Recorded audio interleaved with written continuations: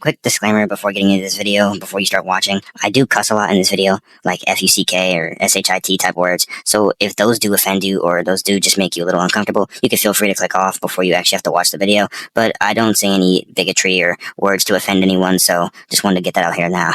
Next, if you've never experienced a Persona 3 story, I don't recommend watching this video because I'm not going to be covering the Persona 3 story in depth. This is mostly to show a challenge run. And lastly, my mic kind of cuts out sometimes and the volume might be a little too loud, so feel free to turn it down and turn it up sometimes. But that's about it. Alright, thanks guys. Mega 10 challenges have been a part of the Shin Megami Tensei and Persona community for a couple of years now, starting from Gnarly to Deuce from Nam's Compendium, all doing extremely popular, basically Persona challenges that usually are amazingly done and, they're kind of fun to watch. Today I'm here because I decided to do my own reload challenge, and I've been wanting to do one. Of course, there's the usual ones that I can always do, like Solo Orpheus or without Makoto, only AI, and party members, the usual stuff. But I don't think I've actually ever seen this challenge ever been done before. I kind of had to come up with something. I wanted something unique, I guess, and I wanted something to maybe catch on as well. So I came up with this. The Skill Randomizer Challenge. Basically, I'm putting all the skill categories in the game, such as light, darkness, almighty, physicals, ice, lightning, all that. I'm putting it all into one wheel, and each time I face a moon boss or a major plot point boss in the story, I have to spin to win, essentially. And whatever skill I get is the only skill category I can use to put damage on the enemy. Now, you're probably thinking, well, damn, I like that idea. Spinning to get skills, and then you use those skills, and you can use those skills only. But that doesn't sound too hard. Well, here's the thing. First off, there's a lot of rules for this challenge, so let me just list them off. Number one, I'm only allowed to use Makoto for obvious reasons. Like, what's the point of really having Yukari, Akihiko, or any of these characters if I don't roll the element that they're going to be using? And honestly, I just want to make this a little more challenging, so I'm banning all the use of party members. If a party member can't be removed, they're just going to have to stand guard until they're dead. Now, here are the wheel-specific rules. I'm only allowed to use the wheel for bosses. I'm allowed to use any of the skills I want for Tartarus bosses and Monad bosses and normal enemies. The only time I'm going to be using the skill wheels for main story bosses, essentially. Because, now I was thinking, should I do it for Tartarus bosses? And honestly, I say no, because I'm about to explain in a couple of seconds why it wouldn't really make sense for me to do Tartarus bosses as well.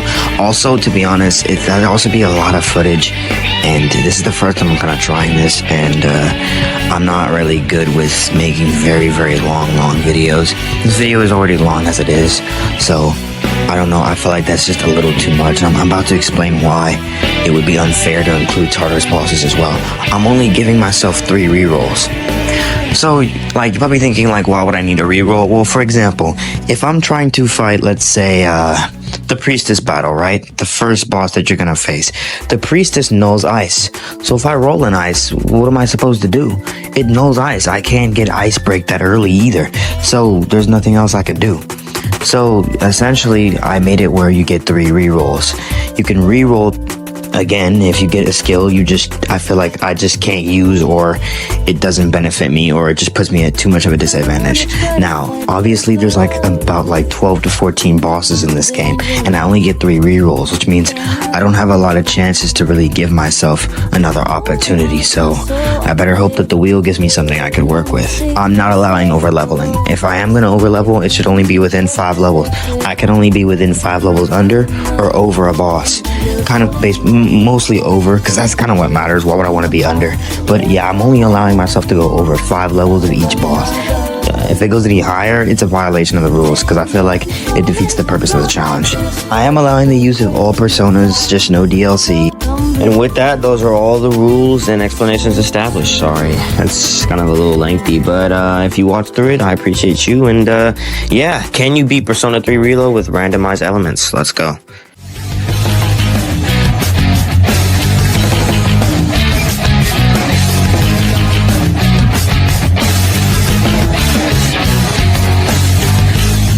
So after the introduction, meeting my friends, getting exposed to the dark hour, clearing the first block, it's time to fight the first boss battle. You know what it's also time for? Spinning the wheel. It's time to spin my first skill and see what I'm gonna kill the priestess with.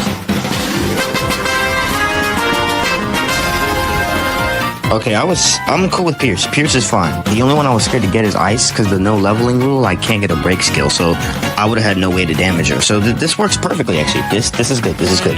Okay, so I go to the compendium and purchase Angel because she has the skill Single Shot. Now that I have my Pierce attack and a few other personas that I got, I mean, I should be fine, right? I mean, I'm just gonna jump into tomorrow and let's see how it goes. I remember the Priestess being very easy, so...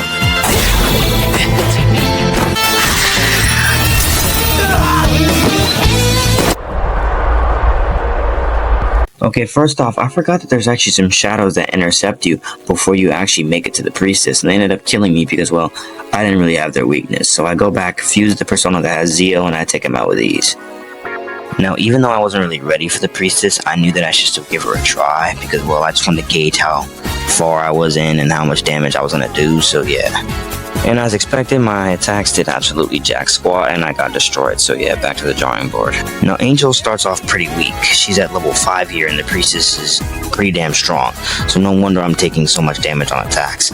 I realized that I can just look for another persona that has Single Shot that's a little bit stronger, so that's what I do. So I ended up fusing a Barith. The Barith comes with Single Shot, so that covers the Pierce, and he comes with Fire, and that Fire is going to be needed in the battle. You'll see later why.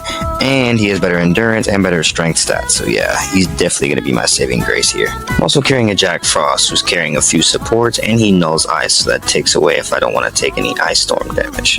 Now, off the bat, with a Raccoonda, Barith is doing about 54 to 59 damage, and it's like, that's pretty good. Even with this shit, I'm still facing a lot of freaking issues in this damn fight. First off, it's the fact that it's timed. I can't really waste my time always buffing, healing up, and using my turns for any other stuff because, well, I'm on a time limit, and if obviously the clock strikes, I'm done. Now, during the fight, she will summon 2 TRs to help her not get her ass kicked. The one on the left is weak to fire, and the one on the right is weak to Single Shot, Pierce, so you already know I'm ballin'.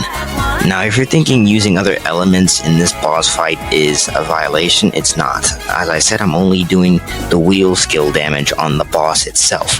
These little 2 TRs are just like fodders. I don't even know why they're here. So they don't actually count as the boss itself. They're not the actual boss. They're not the Priestess. They're just her little minions. So they don't actually qualify as in the boss category. So I'm allowed to use any skills on these 2.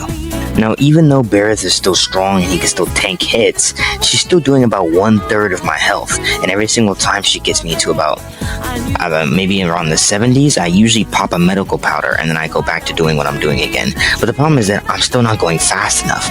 See, because Jack Frost is the only persona I'm carrying that nulls Ice, I have to switch between Jack Frost, Barith, and healing. So I only get 1 turn to attack, and the other turns are used for the Raccoonda, and the other turn is used for healing. And that's just like a recycled thing I do, and it's like, that's great, but it's not like cutting it. The time is moving too fast, and I'm only at the halfway mark. Now, during a little later, I ended up getting Bufalud, and it actually killed me. Like, somehow it killed me. I mean, she was usually doing around like 70 damage. I don't know why I didn't heal up. I was at 71, and she hit me with a 72 HP Bufala. So yeah, that was a reset. But I decided not to like go to my old like save. I decided to just retry the battle again because I feel like it's possible. I just need to go a little faster. So third attempt goes a little more smoothly. I do get a few more dodges here and there. It seems like RNG is a little bit more on my side. And I just stick with the same formula. Use Jack Frost to lower defense and occasionally tank heavy ice attacks. Use Barith to put on the single shot damage. And then heal up occasionally with medical powder. She brings her little tiara friends out thinking they could save her. But again, I take them out with ease. And even though I'm following all the procedures I need to be, it's still not going fast enough, and it's just, I decided to let her kill me because I think I need a new strategy. I realized that besides the time, the ice damage is also just an annoying issue. If I could just get a persona that can null ice or at least resist it, it would be like half the problem right there. Yes, I thought about Jack Frost, but again, Jack Frost is around like level 9, and Barith is level 13, so obviously his strength is going to be massively like more than his, and his single shots are going to be worth more as well. But you know what, I decide to maybe try and just put the single shot on Jack Frost, so I can see how it goes. I was only using Barret for the damage and Jack Frost for nulling ice and using him for supports, but now that I have all those skills on one persona, I don't really need Barret. I can just put all my faith in the Frost. So I go back with my newly improved infused Frost, and I fight some of the little Mayas that you face before you get there, and they get eviscerated like last time. Now it's time for the Priestess. Junpei and Yukari thankfully exit themselves nicely out the battle, and it's time for us to clutch up. Straight off the bat, you can tell Jack Frost is obviously weaker than Barret because his attacks are doing around 33, whereas Barret is doing more like a 55. So yeah, I'm down by like 20 hit points of damage, but I mean, then again, I still don't have to switch. Like, it's really nice not having to take this ice damage and constantly have to heal, so I don't know, maybe the trade-off is there. Now, because my DMG is less, I still have the timer to worry about, which means I might not clear her whole health bar within the time period, so I try to speed up, but at least I don't have to switch persona, so I can just keep spamming Y and A, so I can summon my persona, and I could just click single shot, summon persona, click single shot. I just keep spamming this and spamming this. The only time I have to heal is after like 9 single shots, because like that's when my health is actually low, but the trade-off on that is way better than having to continuously keep popping and healing after every single time I take a medium spell from the Priestess. Now I kind of follow this whole entire system for like another like 2 to 3 minutes. Like, the only time I kind of switch up is when the other 2 summons get there, and then I just use Jack Frost's Aigi, and then I just use the single shot, and I just take out our little minions, and then I just repeat the same process over and over again. And again, she's not touching me because all she uses is ice. Now, she does use Distress, which she does hit me with once, and I actually get a little worried because my damage is even worse. It was in the 20s after she hit that Distress, but I just kind of cast a Distress, which is, I think they should have called it Distress, not distress. Like, well, why? Whatever. Like, they missed the obvious pun here, but yeah, I just cast a Distress to get rid of it, and I just go back to the same little pattern I was doing. So once she speeds up the train the final time, I start getting scared. That's my final time right there, and so I just try to go even faster. I'm just clicking it even faster. Y-A, Y-A, Y-A, which is persona, click the move you want. Persona, click the move you want. I just keep going even faster and faster. In fact, my fingers are just moving crazy. And I end up actually pulling it off. I end up clearing her. I beat the Priestess, only pierce attacks, with only 7 seconds left on the timer. This took 6 attempts. What to do? Jack?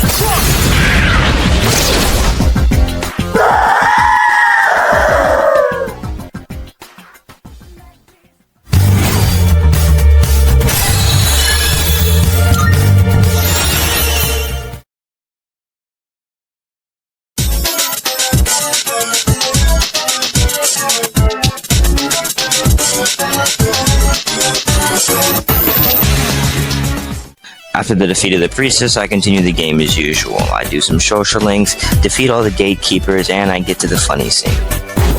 Yo, Yucatan! Man, this is a tough case. Even for Junpei Iori, ace detective. Ace detective? You're so dumb. More like stupid.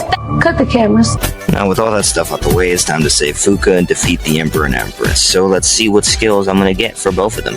I'm going to roll 1 skill for the Emperor and 1 skill for the Empress.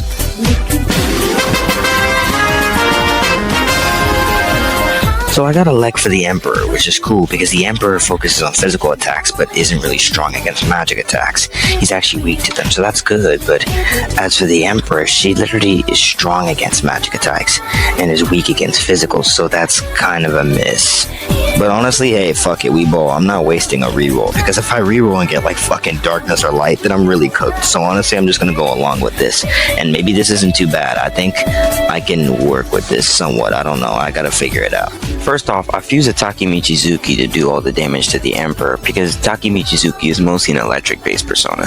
He also comes with electric break too, so just in case I need to negate the Emperor's like affinities, I can use electric break. Now, the Emperor might actually shift his affinity to be weak to lightning, and that's when I need to strike. But the thing about the Empress is that she does not give 2 shits about my little challenge. She's always in a null fire. So I have to get this fire break negation, or I literally cannot beat her. So this is where Slime comes into play, because Slime is the only persona this early that gives me fire break. Now that I got my fire break, it's time to move to the next. Oh shit. He doesn't get it yet. Let me go back into Tartarus and grind up real quick.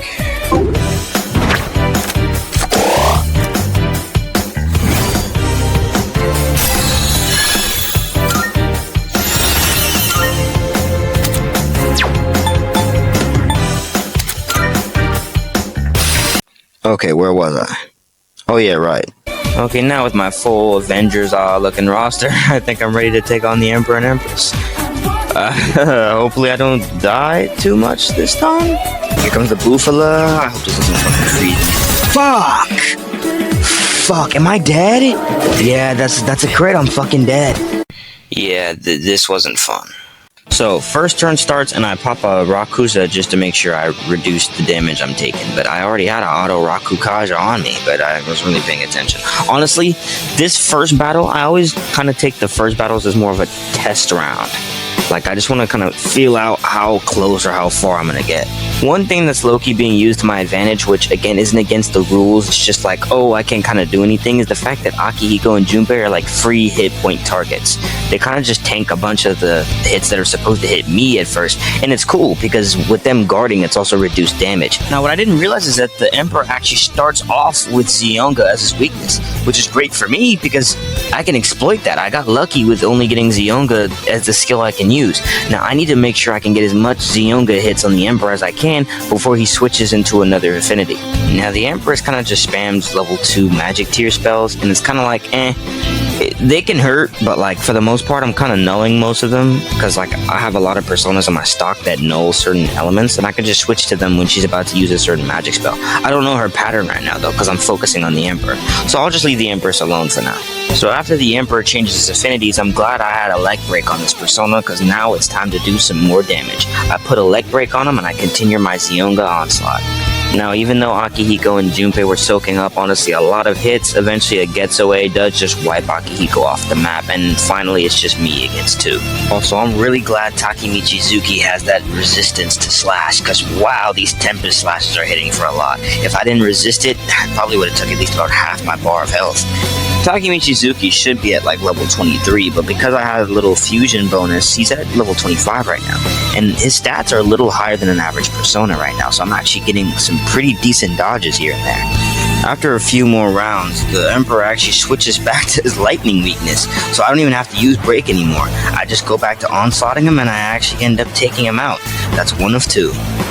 Now it's time for the hard part. I set up the fire break and I get ready my Pyro Jack so I can start laying on some Aiki damage. While I'm getting a few hits in, keep in mind now, her medium tier spells are starting to really kick in now because I'm using a Pyro Jack and not my Takemichizuki. And my Takemichizuki was able to tank those medium tier spells. But now that I'm using a Pyro Jack, that shit is really hurting now. Eventually I get really careless and she hits me with a light attack that does a hell of a lot of damage and it kills me. But you know what? This was supposed to be a test drive round, so honestly, the data has been collected. I'm pretty happy with the results. It's time to run this back. So realizing that the Emperor already starts off with an electric weakness, I just spammed Zeonga a couple times on the first turns, and he already is at half health. This is great progress. After getting a couple zaps to the ass, the Emperor doesn't like that, so he changes his affinities back and I'm off doing my electric break tactic again. But there's some problems that quickly occur after this. Okay, so first off, Akihiko and Junpei die a little sooner than last time, I think, which sucks because there go my free meat shields. What also sucks is that I was so focused on taking out the Emperor that I didn't actually notice that the Empress was kind of cooking. Also, it's the fact that I wasn't really healing up this round, so she throws another light attack at me and yeah, it's back to the lobby. It's the fact that she also proceeds to kill me 3 more times with that same light attack.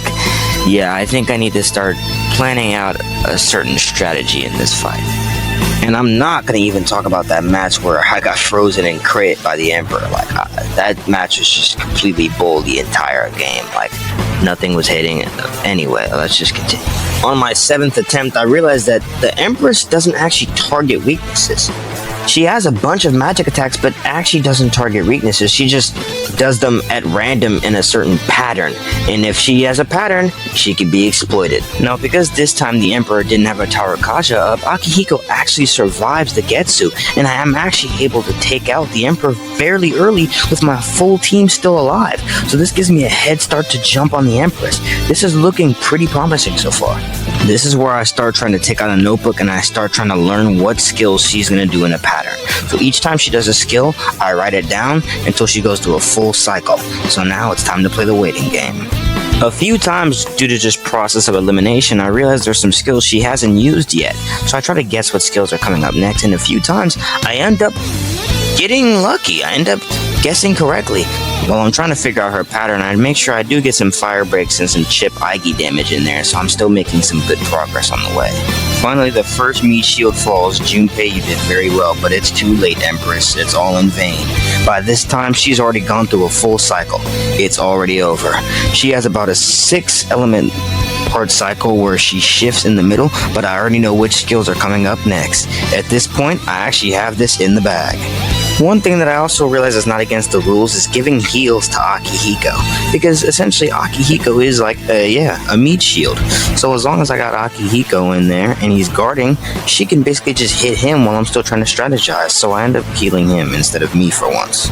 After a constant switching of personas to block elements when I need to, and switching to my slime to use fire break when I need to, her health is starting to whittle down a little by little, and Akihiko, standing proud and strong, getting these guards for me and taking these meat shield hits, it looks like I might actually pull this off.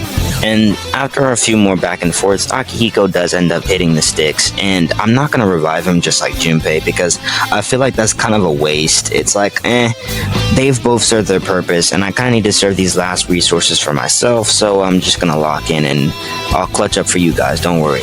Now, this ongoing struggle between me and the Empress continues, with me basically just using Fire Break and switching to personas that null the element she's about to use preemptively, continuously, where I'm almost taking nearly no damage. And this tussle and tassel continues for about a couple more turns, until a little more down the line, guys, some freaky ass shit happens. And yeah, this is where things start getting fucking crazy. You guys are not gonna expect this. Well, as I said, the Empress was following a particular pattern. I mean, I can actually state the pattern out right now what it was. It was Bufu, Fire, Wind, Light, Iha, Fire, and then goes back to Bufu. So all I had to do was just keep switching my persona to, like, you know, when she was going to use those elements, and then I would block it, then I would use Fire Break in the gaps where she would shift. And that was literally just what I was doing for the rest of the match. Until she fucking uses Fire Break. And this shit made me shit in my pants. I was like, wait, what the fuck? She has Fire Break? And this low-key shook me up, and I had to, at one point I was literally flabbergasted. I was like, hold up, this was not part of the pattern.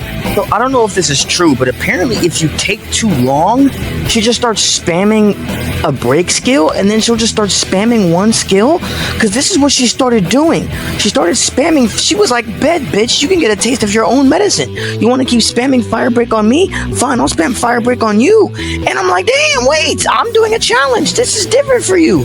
But this shit was hitting different. This was all she would do. She would use Fire Break and then hit me with Agliajo 3 times and Fire Break again. And I literally guarded and like checked. I played defensively for like 4 more rounds just to check. And she was like broken. This is all the rest of the AI did. Like, fuck the pattern. That thing is gone.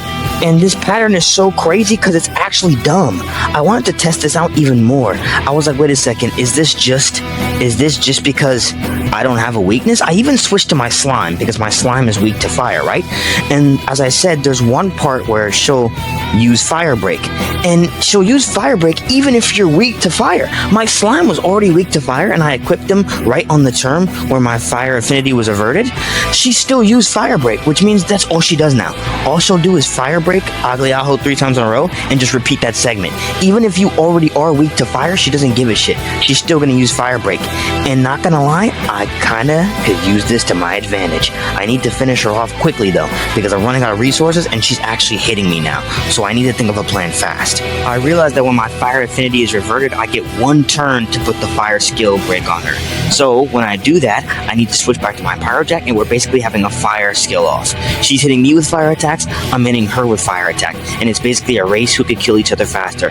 Except she has more SP than me, and it's kind of unfair, but she's in the red, and I still have a couple of heals left. So here's what I do. The only reason I'm still alive right now is because my Takemichi Zuki has diorama, and I'm gonna need a full SP bar if I need to keep popping these dioramas, so I make sure I give myself a chewing soul. Now, there's only one period in this entire, like, little sequence where I can put a fire break skill on her, and that's when my fire affinity is reverted. So we're basically putting fire breaks on each other, and that's when I can switch personas. But when it's time to put the fire damage on her, obviously her Agliaho is an Agliaho, meaning it's like a medium tier spell, where mine's is an Agi. Mine's is a weaker version. Not only that, hers are just gonna be damaging me for way more. So unfortunately, I can only hit her for once, and then I'm gonna have to heal up, and then I'm gonna have to switch back to my slime to use the breaks after I'm guarding. It's gonna be a whole ass very tiring sequence. That's until Taki Michizuki gets 2 fucking dodges, baby. Get out of here, Empress. Let's go. He just saved me taking up from damage, so I use those 2 turns to put on fire damage, and it's over, baby. Empress defeated.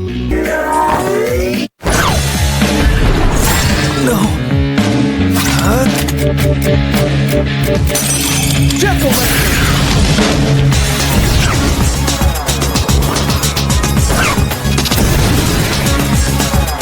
I'll go with Jack-o'-lantern!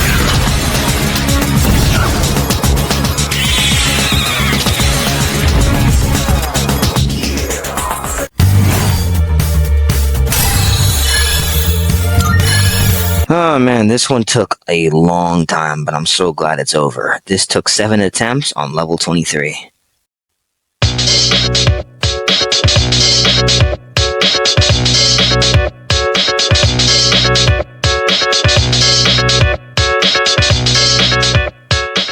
After the Emperor and the Empress defeat, I get a little break again, and this time I really soak it in. First thing on the list is getting our 3Gs. This 3G scene is always so freaking funny to me, dude. Like, why is Makoto walking like he has a stick up his ass? Like, dude, I just can't with this fucking walk, man. Anyway, though, I also do some Elizabeth's requests that are definitely going to help me out in the upcoming battle. By retrieving a sword that she wants from Mitsuru, she gives us these gallant boots, whatever the name is, but basically they resist fear, which is definitely helpful against the Hierophant. I also cleared the next set of Tartarus floors, and the Tartarus Gate Guardians were pretty easier than the last ones, actually. As the full moon day approaches, I go to the shop real quick and I purchase me a resist charm accessory, hopefully just to prepare myself to reduce the chance of getting charmed by the lover's boss. The last thing left is just to see what skills I'm working with here, and let's spin these wheels. 1 spin for the Hierophant and 1 spin for lovers. Let's go.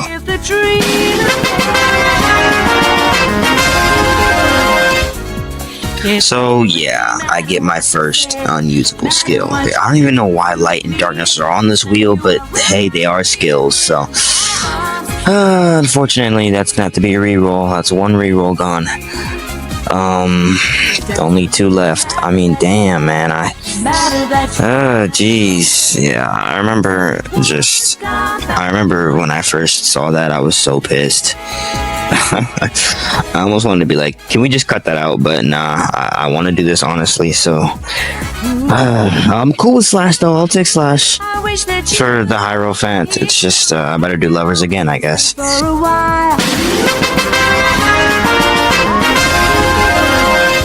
Okay, so it finally gave me wind. That's good. I'll take it. Anything's fucking better than light and darkness. So yeah, you know, at least I got something to work with now. Slash and wind. It's not too bad. Now for the Hierophant, I got something special cooked. Meet my boy Jiki Kuten. Not only does he come packed with a Getsui, he comes with crit rate boost off rip. Yeah, my bro's gonna be a crit rate demon. I had to lose my goat Taka Michizuki for this, but you know what? You served us well, Taka Michizuki. Now you gotta blast the blade to this dude. We commend your services. Now for the lovers, it might be a little bit tricky, but I know that the lovers has an obvious pattern that you can exploit. It's just one problem, the Aigidine. But I realized that I confused my goat, Orotorus. What are these? Bro, some of these dudes for names are hard to pronounce, but Orotorus comes with Absorb Fire. So every single time the lover hits me with a Aigidine, it's a free heal. Now you're probably thinking that's great, but damn, where's the wind damage gonna come from? And yeah, don't worry, I got you. I picked up a wind card from a shuffle time, and I'm just gonna slide it to my boy Orotorus here, and I'd say we're all ready to go. Let's go fight these 2 little MFs. So actually, yeah, this fight overall was pretty easy, but I think that's just because I had Slash, but I don't know. I mean, there were some things about this fight that low-key did catch me off guard a little bit. As I predicted though, Jiki Toten be standing on business, not even 2 rounds in and he gets a crit straight up in the Hyro Plant's face. Now, when I say the Hyro Plant has like literally no moves, I mean that like practically literally. It only has 3 moves, which is that like Doomsday Doctrine thing, which is nearly a guaranteed like fear. It has like a multi AoE light attack, and it has like an assault dive. That's literally it. That's like its full like roster of moves right there.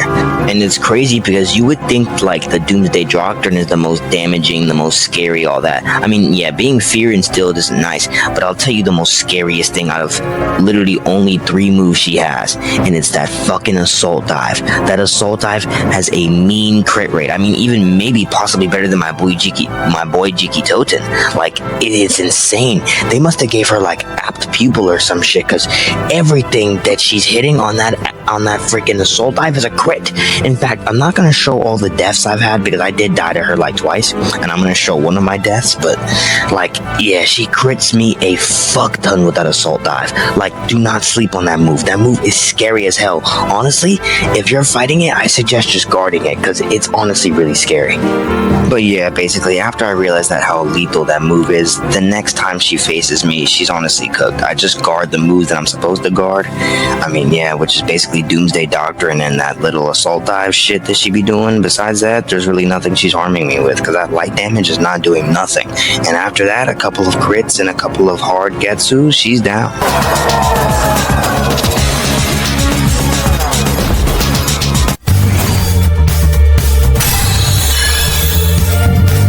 So quick disclaimer, as I said, if I over level past the boss of 5 levels, it's a violation of the rules, and that means it's a failed run. But now, because the lovers and the Hierophant are basically back to back, they're both at the same level. But yet, if I fight the Hierophant, I'm gonna level up by at least 2 levels or like 1 level. So it's kind of like I'm gonna be fighting the lovers at a little higher than 5 levels, but I'm not counting it a violation because these fights are literally back to back. Like, cut me some slack, come on. Like, that's different, and it's not like you're about to see the lovers still kind of kicks my ass anyway. So you know what, I think it's all justified. I'm letting this one slide. Before I get to the lovers, can I just say how stupid this shit is? Like, I love these games, man. I love when Atlas does like dumb stuff like this. Like, these 3 coffins are crazy, man. Like, what the hell, bro? Like, nah, man. I know Junpei is popping off in his seat right now looking at this. This is wild, bro. But yeah, no, it's time to lock in and defeat the lovers real quick. Now, getting into the lovers boss, when I say this boss kicked my ass, I don't mean it in like the I died a lot. It's more like it kicked my mental ass in terms of patience, because Jesus, this boss took a long time. I should say this boss isn't really hard once you know the pattern. It's just very, very, very tedious, especially because my damage output was pathetic in this. But let me explain. Okay, so the lovers will start off with basically a predetermined pattern, and this is the first pattern. This is more like an introduction to the lovers. It's going to spam like charm a bunch of times, and it's also going to use holy arrow once. Then it's going to do like a diorama, mandatory of how much damage you're actually putting on. So after I hit him for a 55 Garu, I kind of don't hit him anymore until he does that diorama, because why am I going to put on more damage just for him to heal?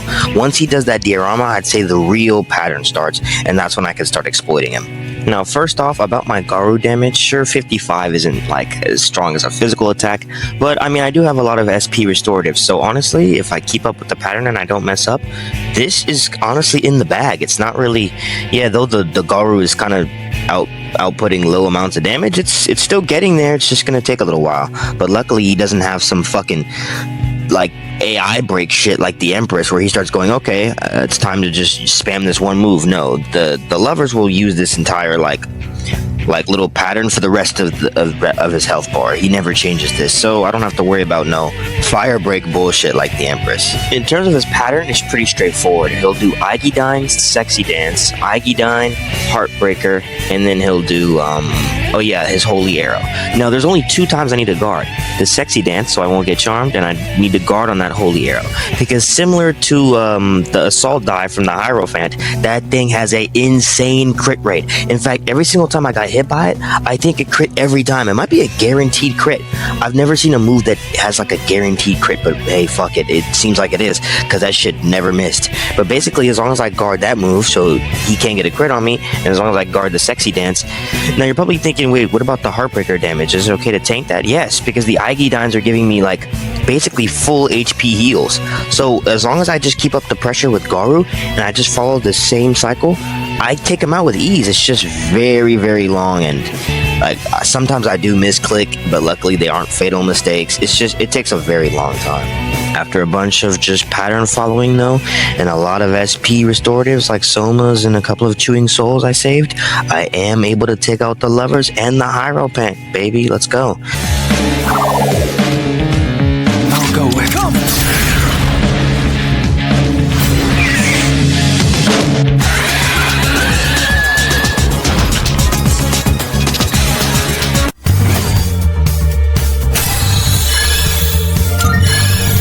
The Hierophant took 3 attempts while the Lovers took 2.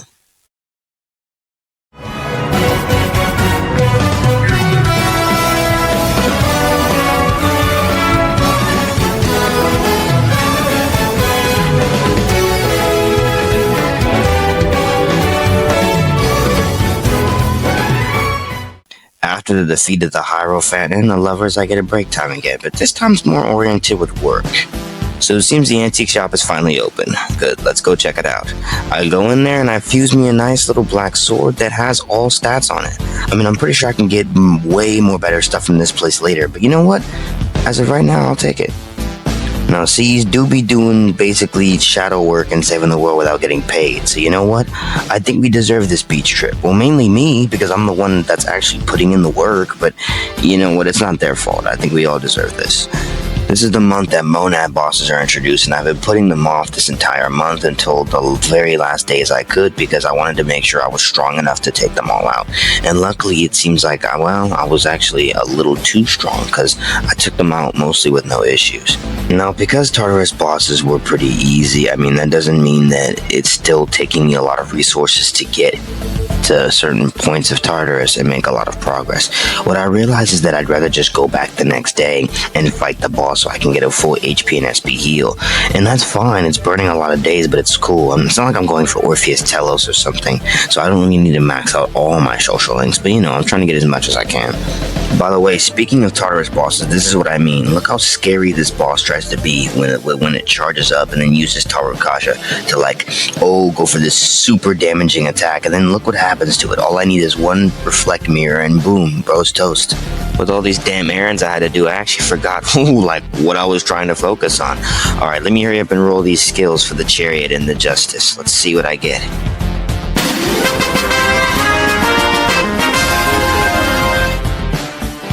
I got strike attacks for Justice, and I got ice attacks for Chariot. That's fine, honestly. I'm not complaining. I guess that's cool. But there's a problem with this fight overall. This fight's gonna have to be done a little bit differently. Because they have a tank form, which is a combination of both, I'm only allowing, again, one skill per each boss, but this tank changes things, so I'm allowing myself to use either ice or strike attacks when they're in their tank form, but when they're separate, I'm going to use ice for the Chariot and strike attacks for the Justice only. So basically, when they're together, I can use either or, but when they're separated, I have to use the skills I've been assigned to. I think that's a good way to cover this. Now that I know what I need, I decided to start planning out the process, but I realized that one of the personas I need, I've already been using for the past month, and his name is Power. Power's been doing me great justice. Get that there, because this is Arcana's Justice, but basically he knows light and he comes with strike attacks, so he's definitely going to be important because the Justice loves spamming light attacks. I'm not trying to get insta-killed, so that gets rid of that right there. Okay, so for the ice damage on the Chariot, I fuse my GOAT, King Frost. Now, King Frost, he also has ice boost too, so maybe he'll get a little oomph on that Bufala. It'll do a little more damage. So, yeah, honestly, he's looking good. My power's looking good. This should be fine. fine, right? I think I prepared enough, and my level is exactly 5 levels over, so I'm not going past the rule. I think I'm ready. After these 2 incels lock us in here, it's time to clutch up, get rid of these shadows, and break free. I think the Hierophant and the Lovers made me a little more laid back than I should have been, because this battle was actually a little bit tough, like, surprisingly. First off, in its tank form, it resists everything besides Almighty, I'm pretty sure. So, obviously my chacks are doing, like, jack shit. Now, what you're supposed to do in this, phase, in order to get out of the tank phase, you're supposed to use Thurgies for everyone, and because the Thurgies pierce resistances, that's how you get him out of his tank form. But because I don't have any Thurgies and I'm all by myself, this takes quite a while. Now, in its tank form, it's only doing pierce attacks, which is good. At least I don't have to worry about other elements. And you're probably thinking, well, you have resist, so you're chilling. Wrong. That shit is still hitting me for a lot, even with a resistance. When I'm guarding, it still does like 60 to 70. So imagine if I wasn't guarding. That would have been a death, straight up. Like, this is insane. How much damage do these does this shit do? To make it worse, assault dives are taking my HP as well, so I have 2 things eating at my HP, my own attacks and these big ass pierce attacks, and this isn't gonna work. Like, genuinely, if I keep up with this strategy, this isn't gonna work. Even though I'm resisting and I know light attacks, when they separate, that's if I can get them to separate. This tank form, it doesn't separate until you get it all the way down to like nearly only like a sliver of health left. That's when the thing actually separates, which I didn't know. I actually had to look that up, because I haven't fought this boss in a long time, like since my first playthrough. So like, yeah, but I forgot that like you have to get it all the way down to like a very small speck. But at this rate, I'm not gonna reach that until I'm dead on the ground. So I think I need a new strategy. At one point, I get a little curious and I want to see how much damage a non-guarded pierce attack from the Chariot and Justice is gonna do. And keep in mind, I'm still on my power, which is level 33, and resists pierce. Keep in mind all those things. I could have maybe put a Rakukaja up, but I didn't. I just wanted to see how much damage it was going to do raw, right? Yeah, this is how much it did. So, yeah, honestly, back to the drawing board. Looking back, I did not even do half of the things I could do for this fight. First off, I realized that resisting Pierce wasn't enough. I needed a persona that nulled Pierce, absorbed it, or repelled it. And I happened to get lucky that I was able to fuse a Grim Hala. Grim, I don't know how to pronounce it, I'm not even gonna try. But Grim Klala, I'll just call him Grim. Grim, you can fuse him at 39, which happens to be the exact level I'm at. Like, I'm telling you, that is the most clutch shit I've ever seen. But he comes with Repel Pierce. Thank goodness. Now, I've been carrying an auto Rakukaja and an auto Tsukukaja for this one persona, and I haven't been looking for my auto Tarukaja, but I finally found it on another persona. So I fused those 2 personas to get this electric bird dude, and he's gonna be my passive persona, which is great. Now I get a free up on evasion, up on attack, and up on defense on every starting match. Now, the last thing I should do heading into this fight is that I think I should finally get another Thurgy, and that's my Ice Thurgy. I forgot that there's the King and I in this game, and I already have King Frost, which means all I have to do is fuse Black Frost. So I go in, fuse Black Frost, and this gives me access to the King and I. Now, as I said, I can use items and Thurgies as long as they correspond to the element I'm allowed to use. And because I'm using Ice, this means I can use King and I for this battle, which is great. Now, let's try this battle again, shall we? So the match starts and I switch off my Thunderbird, who just gave me a free auto passive Heat Riser. So now I'm chilling and I'm starting with a good start. I switch to my Grim so I can see how much damage these reflects are going to be doing, and if it's even going to be worth it or not to just honestly do the damage myself or just let him damage himself. Overall, the damage is pretty pathetic, I can't lie. It's usually around 30 to like 16. It's not a lot, but there is that one move that gave me the big damage 306 that you guys saw earlier. That move does about 106 to him because he resists it, but not gonna lie, 106 on an attack that's reflected back, that's pretty good. Honestly, with that rate, I think I could finish him pretty soon. I also lower his defense so he takes more damage to his own reflected attacks. This goes on for a while because, again, he's only using pierce attacks, so to be honest, I could kind of just stand there and do nothing until he gets himself very, very low and they separate. So that's what I do. Honestly, instead of attacking, I start guarding too, because I don't really feel like wasting constant assault dives and having to keep healing myself, honestly, that's like a waste. Why would I do that if he's damaging himself more than I'm actually doing damage to him? So I decided to start guarding instead of actually attacking and just let him keep reflecting attacks to himself. So after a few more reflected hits, they finally do separate and something actually happens that I didn't really notice. When they separate, they can still act on their turn. And I know you're probably thinking like, okay, well, so what? Like, you reflect Pierce. I mean, well, yes, but remember how I said the Justice can also use Hammer? That means that the Justice can cast Hammer on me, and my Grim is weak to Hammer. I could have died. Luckily, he didn't use Hammer, he used Pierce here, which got reflected back at him. But low-key, I had to start slowing down my process, and I had to start thinking a little more. I realized that when outside the tank, the Justice only uses 2 moves, Pierce attacks and Hammer attacks, or light attacks, which means that the next attack coming was a light attack. So I switched to my power, and thankfully it gets nulled. I pop an Oracle out of safety, and I end up taking out the Justice. But I forgot that this was a gimmick. Whenever you take out one of the other one will just revive him if the other one's still alive, which means you have to take out both of them simultaneously at once. Which is like, what the hell? How am I supposed to do that when I could only kill the Chariot with Strike, and I can only kill the Chariot with Ice, and oh man, this is bullshit, dude. So in out of my panic to not make a good decision, they end up basically reuniting, and I'm back to what my first plan was. Just go back to Grimhala and keep guarding and let them reflect their own damage at each other. And I need to hurry up and come up with a plan how I can take both of them out simultaneously at once while using 2 separate different skills. I can't use an AoE attack because that violates the challenge. I can only put 1 amount of damage of skill on each of them, which means unless I get a crit and get another turn, I don't know how I'm supposed to take them out both at the same time. Now, and out of my panic and desperation, I do decide to put a magic mirror on myself, because at least if I put a magic mirror, it'll save me from getting Hamad, because it'll just reflect it back at him. It won't do anything, but it keeps me from getting Hamad, so I can keep using Grimhala for about 2 more turns and not have to worry about getting like light killed to death. So while I do this, I need to think of another strategy. So after enough damage and they separate again, I finally realized how I could take them out. Now, the Chariot, as I said, will either just always just straight up do Assault Dive or just straight up just do Herculean Strike. It just sticks to strike attacks. Now, Justice likes to spam Hammer and Pierce attacks. Now, if it uses a Pierce attack, I can reflect it back and it could kill itself.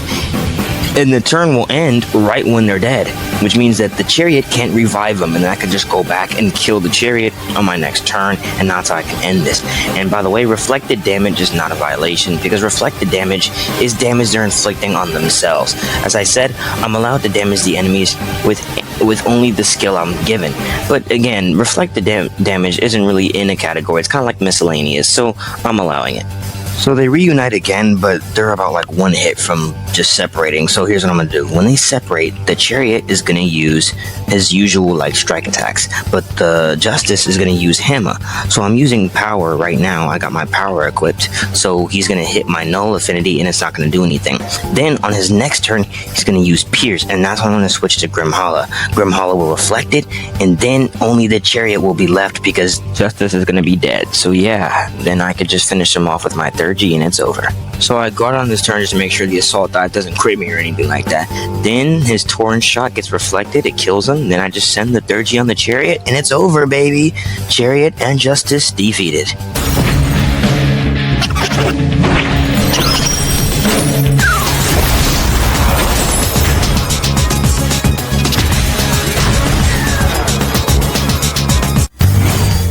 This took 3 attempts on level 39.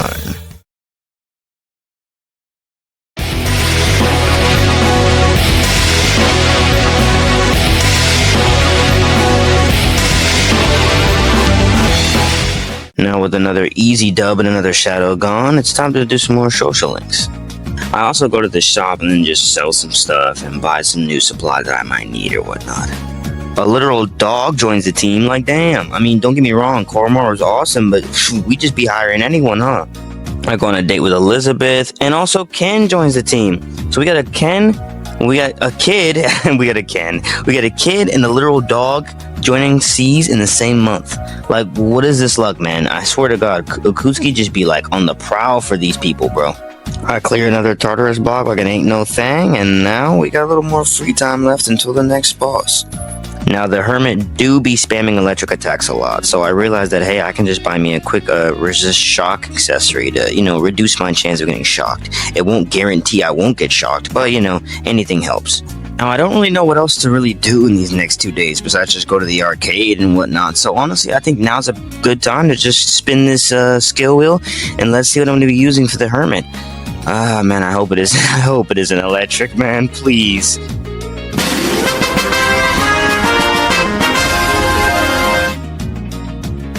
Okay, so I got Slash again, and you know what? I'm not complaining. Slash is pretty good. This gives me a chance to get some crits on the Hermit, too. Yeah, I'll take this. Alright, bet. Let me start preparing. Now, you know what? Even though I'm using Slash, you're probably thinking I'm going to use Jiki Toten. And you know what? Jiki Toten is cool. But he's been kind of lacking. He's honestly around the 30s range. And I kind of want someone more in the 40s range. So I decided to fuse him off and get Osei. Osei is going to pass the blade that he got from Takemichizuki. We're just passing the blade down. But yeah, no, Osei's pretty good. He got, better stats. I gave him my crit rate boost and my Getso A. So, we're chilling. Let's see how this works out. Oh yeah, now before the Hermit battle happens, Shinji also joins the group, another goated party member that I can't use. Awesome. While Junpei rizzes up his girl, it's time to shut this electrical ass shadow down. Let's end this. Now, people are always debating over what's the easiest boss in the game, and mutually everyone kind of agrees it's the Hermit. So, yeah, I should be fine, right? Right? Right?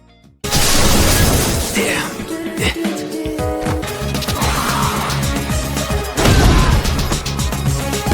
Ah, shit. Here we go again. Okay, so I start off my fight with my Thunderbird equipped so I can get my little passive heat riser, and now it's time to go.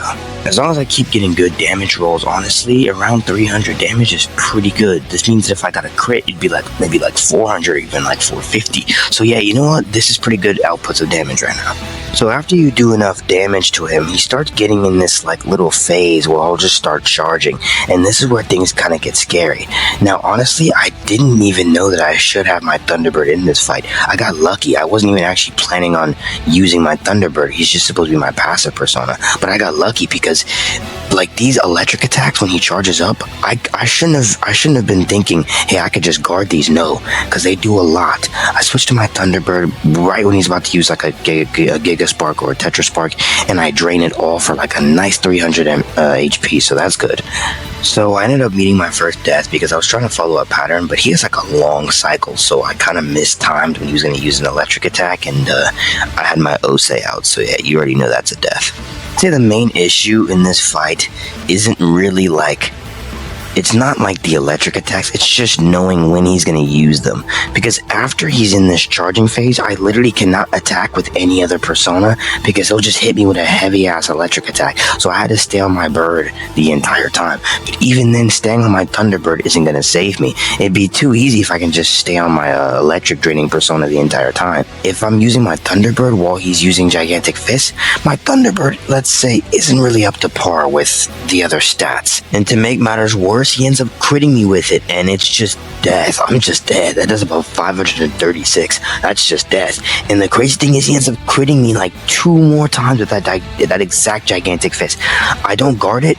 Every single time I don't guard it, he crits me. Yeah, maybe I need to go back to my old save and kind of change some things, because this isn't working.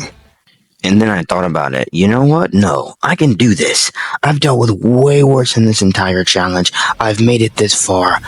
I'm not doing that. I'm gonna stay with the same thing. I load it up, watch the cutscene again, and you know what? I'm doing a run back. But this time, I'm actually gonna start marking down all the moves he's doing. Nah, I'm locked in.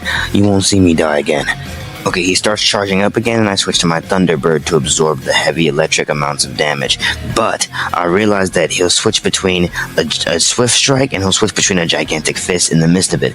Luckily, Osei happens to block Strike, so I switch to Osei in times I need him, and in times I don't. Nice. In his second charging phase, he'll put a Tetracon up, and it's okay, bro, whatever. I just use a normal slash attack to get it off, and so I don't take too much damage.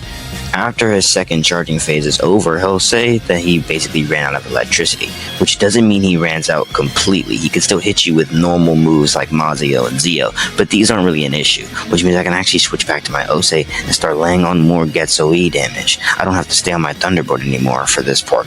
Hungry for more damage, I start using Blade of Fury more than Getsuei because it's actually starting to give me a little bit more damage than a Getsuei, but it's also eating at my health more, so I decide to finally use my third G and use a Condensa to raise my evasion and get some health back. He does another charging phase, I'm ready for it all, and it ends, and now he's out of electricity, so now it's time to put more damage on. This keeps up for about a little bit until he starts getting lower and lower.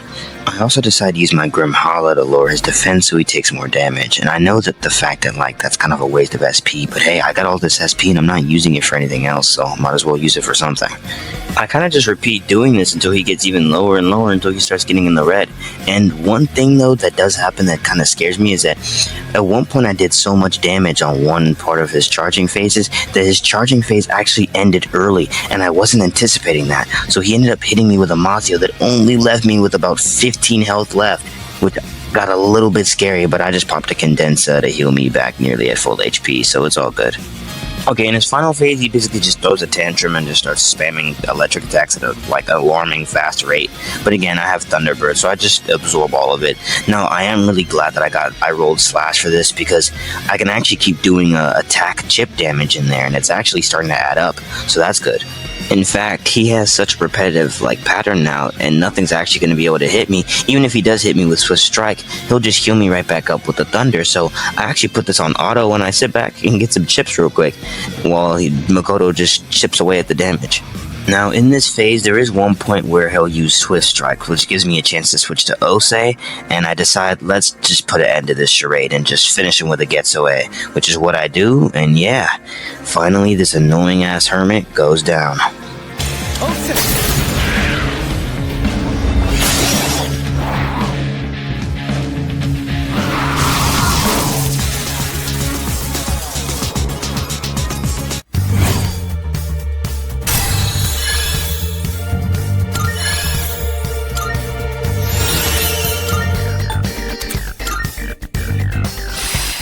It took 4 attempts on the hermit at level 46.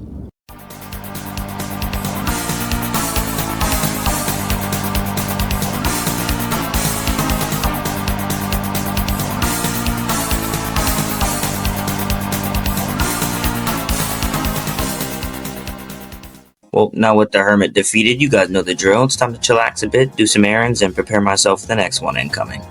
I go back into the antique shop because there was something I was eyeing about 2 weeks ago. It's the sword that naturally comes with Counter-Strike on it, and that's definitely going to be useful because with the strength going to be using all these physical attacks, this could easily give me a chance to just not take damage from them. So yeah, I'm definitely going to put that in my inventory. I finally start maxing out some social links, so that's also pretty good. Now, plans do change. I usually do Tartarus a little bit later in the month, but this time I have to do it early because that old dude from the bookstore ends up in Tartarus, and it'd be a shame if I lost Brother of the Shadows. Damn it, why can't I get Nozomi in there or something? Well, now that I'm already here, I realize I might as well just take out the gatekeepers now. Why wait a little later in the month when I could just take care of it when I'm already in Tartarus? And as usual, the gatekeepers aren't nothing too difficult and nothing too special, and I take them mostly out with ease. Okay, so during some shuffle times too, I was able to pick up an Auto Rebellion card, and that means I can add it to my Thunderbird, so now he gives me a free crit rate in addition to my free Heat Riser every single time I start a battle. And because I reached that level, I can also fuse Siegfried, baby. But again, there's no point of using Siegfried in the boss battles of the major stories, because unless I roll Slash, I can't use them. So because now I have Siegfried, I also get Scarlet Havoc. But you know what? I'm not even a tweak, because unless I get Slash, there's really no point for me popping off. But at least this does make Tartarus bosses and Monad bosses extremely easier now. Now, there's also a small problem is that whenever I'm fighting a Tartarus boss and I beat them and I get the EXP, all the EXP go to me because I'm alone. And that's great, when like early in the game, but now the EXP is starting to be a little too much. And again, when I fight bosses, I want to make it immersive and still challenging somewhat, and I don't want to over level them too much. So what I decided to do is bring my teammates along so they can all share the EXP and it doesn't all go to Makoto. I'm not going to let them attack because I don't really have to worry about that, because Scarlet Havoc takes out this poor Shadow in one turn. But you know, it's good because this means that now Makoto isn't going to get as much EXP, which means I can still stay within the level of the Shadow I'm about to face for the next Moon boss. Well, now with Tartarus done and the whole month with a bunch of other boring stuff, I'd say now it's time to roll these 2 skills and see what I get for Strength and Fortune.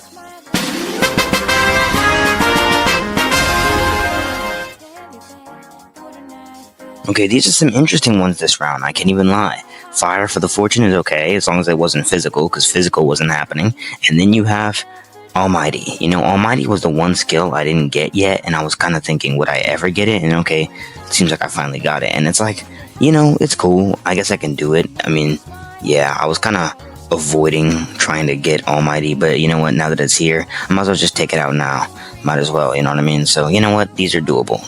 Okay, first now, off to the Compendium. Now first I decided to fuse Ganesha, because Ganesha absorbs wind.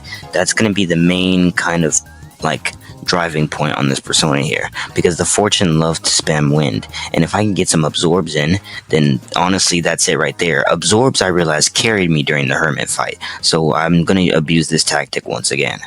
Now you're probably thinking, well, where's the fire damage going to come from? Well, I have a skill card Agliaho, and I'm just going to give that to Ganesha. Now, while I don't have any fire amps or fire boosts, I decided to at least give my Ganesha a single target boost, so that should help out a little bit, you know. It won't be a major increase, but it's something. Now for the Almighty damage, I got the Jack Bros, my 3G, so I can just use that. And I also have Foul Breath on my Grimhala, so honestly, that should be enough. The Fortune isn't really the hard part of this fight, so you know, I'm not going to use too much Almighty preparation. That should be honestly good. The whole team pull up, ready to take out another Shadow, but Ken and Shinji aren't here. Regardless, I'm not going to really use them anyway. It's only kind of me fighting, but it is a little strange. But nonetheless, we still got to wipe out these Shadows.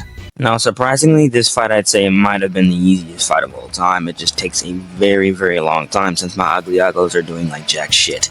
Now, the one thing that I'd say to be wary of is the Fortune, because the Fortune does have like a high crit rate when it uses Rebellion. But like, if it hits you, yeah, then you're probably fucked. But if it doesn't hit you, this fight is pretty much easy. Because the Fortune just spams that stupid wheel shit, which again, if it hits 300 HP, that's a little scary. Like, her getting 300 HP on her side isn't really as lethal as it is on my side, because I only have like 392 HP. So if I take a 300, I'm not left with much. But besides that, there's really nothing else to worry about in this fight besides getting critted. Also, that's about it, because the Fortune basically just spams like Garu attacks if it's not using the wheel, and my Ganesha just heals from that. So every single time I'm taking damage from the Fortune, I'm taking damage from the Strength, like a gigantic fist or something, the Fortune just healing me right back up with these Garu attacks. So it's balancing out actually. This does take 2 attempts because, as I said, yeah, if she crits you, then it's just fucking game over. Because a critted gigantic fist is just something I can't take. As we've seen from the Hermit, yeah, I've already died to critted gigantic fists in this run a couple of times now, which she does hit me with, and I do end up dying. But in this, in the first attempt, I don't really have a strategy, honestly. As I said, like, way back in this video, when I do my first attempt, it's more experimental.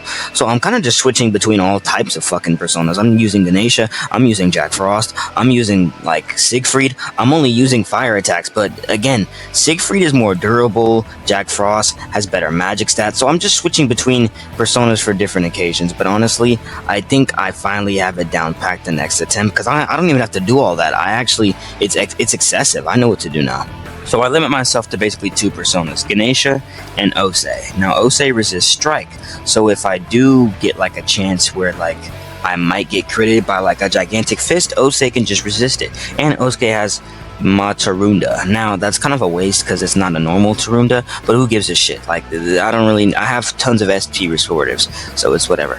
Oh yeah, funny thing about the Fortune will only use the wheel about like 5 times. Because I took so freaking long to take out the Strength, he just kept spamming Garudine attacks and different like Maraguro, like basically just wind attacks, because it's almost like he can only use the wheel a certain set of times. After that, he'll just legitimately stop. So I'm getting free hills nonstop. This keeps up for a little while now, but like it's crazy because my Ganesha must have like an insane agility stat or some shit, because even without evasion, even without Tsukukasha, I'm getting a lot of dodges in. For the most part, these gigantic fists aren't even hitting me. Like, they're not critting me, because for the most time I'm either guarding it or I'm switching to Ose. So Ose is just gonna resist it. But like, even when I'm on Ganesha, these gigantic fists are just missing. Like, bro, she must have like Shaq. She's like Shaq at the free throw line. Nothing is hitting. Like, I'm telling you, I'm fucking like UI Goku in this bitch, man. Nothing is hitting me. And then I finally remembered before I have this fight. Currently, my current setup, my accessory, I have a low evasion physical accessory, which gives me like low evasion on physicals. But the armor I'm carrying also gives me low evasion on like also physicals. I'm pretty sure the accessory is a strike one, and I'm pretty sure the armor is just physicals in general. But that's why. So it seems like the accessories and the armor are really like helping me freaking get all these dodges here, because it's insane. Now, I thought taking out the lovers only wind attacks was going to be long, but this was unbearable, man. This took, like, this recording segment is like an hour and like a half already just for the Fortune, because of how long it took her to, like, beat her. But, you know, eventually I do get her down and she finally falls. So now it's time for me and the Fortune to finally duke it out. Now, I kind of didn't plan this out well, but you remember how I mentioned the Foul Breath is almighty? Well, the problem is that Grimhala is weak to wind, and I didn't really actually think that into consideration. I was so kind of excited to jump into this fight so I can just get to the next one that I kind of didn't actually realize that. But it's all good, because like, remember, I got my Jack Bros and my 3G's already ready, so let's see how much damage this does. So yeah, the 3G does do pretty good solid damage, and it's like, you know, that's nice, but it's the fact that like, in order for me to get my 3G back, I have to just basically stall and use other personas so I can get my 3G rate up, because your 3G rate only goes up when you use personas or you hit weaknesses, and obviously I can't hit a weakness, so I gotta just waste moves. I kind of just summon Ose, I summon like Jack Frost, I summon just random ass personas and just use random like buffs and ailments, and I use my Karakhan too just to waste it and to get my meter up, because I can only hit him with Almighty. I was honestly tempted to try and hit him with a Foul Breath, but honestly it's a little too risky to try to take a full-on Garudine while I'm weak to it. Now, although my Grimhala is pretty strong, if I don't have a defense or an evasion up, he's going to be able to hit me twice, because he's going to get a one more, and that's kind of going to be a little close, because right now with no Rakukaja, these are probably giving me about 82 without a weakness. So with a weakness, it's probably going to be about 120 times 2. Yeah, it's too much to risk. So I'm playing it safer right now. But the next time I get an Oracle on, I might go for a Foul Breath. Now, this Jack Bros did a lot of damage. I don't think I was still Heat Risered. I think my Oracle went off. So I don't know why this did so much damage. But hey, I'm not asking questions. I'll take it. So basically, I stall again, I get another Jack Bros, and this time Bros living on his last sliver of HP. So he pulls out some crazy ass Hail Mary wheel, and I'm like, oh shit, it's the insta-kill wheel, I might just die. But it does absolutely nothing. I guess bro was bluffing. I hope that wheel doesn't come back and bite me in the ass and kill someone else. I'm definitely not foreshadowing right now or anything like that. But there you go, that's Strength and Fortune down. I don't know why people say this one isn't the easiest. They always say the Hermit. Nah, it's definitely Strength and Fortune.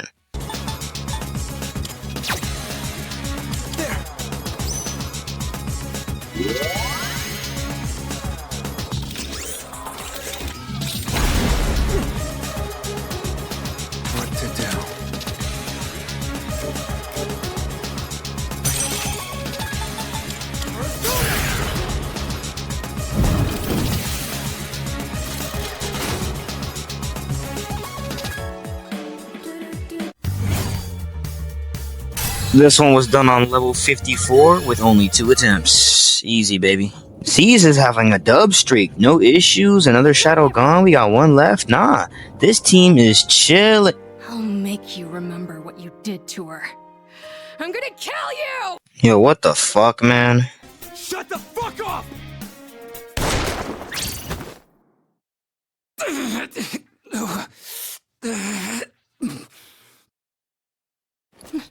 No. Nah, man, I can't do this, bruh. Actually, I can't do this. Shinji! Your companions? How very unfortunate. The fun had just begun.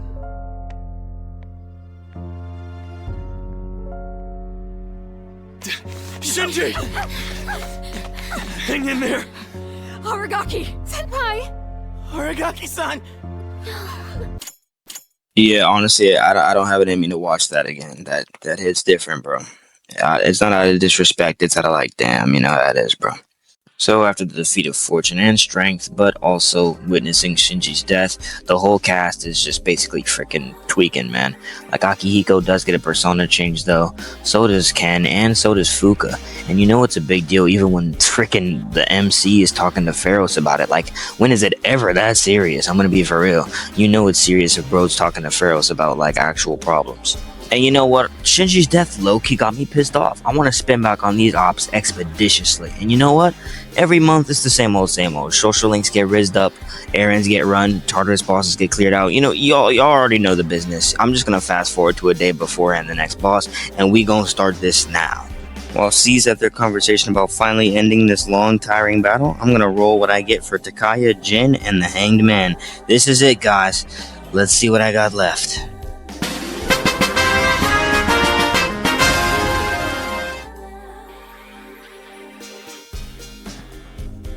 I could take a Lek for Takaya, that's fine. But again, Jin has to cause me some problems, of course. That's gonna have to be a respin. Wow, that's actually gonna be my second respin, dude. Like, I mean, damn. I mean, you know, I knew it was gonna happen again, possibly, but I really was hoping I didn't want to get to my last one, because if I do get some BS where, like, I'm trying to get Nyx and it does land on Darkness, I will just end the video straight up. I'll just consider it a failed run. But you know what? I'm not even gonna yap. I won't yap. It's cool.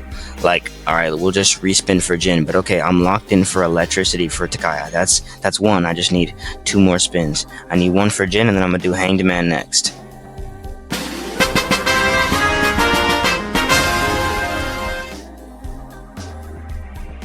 Okay, a much better upgrade. Alright, Strike Attacks is fine. That's something I could definitely work with. That gives me a chance to get crits. I'll take it. Alright, Hangman is the last one left. Let's see what I get.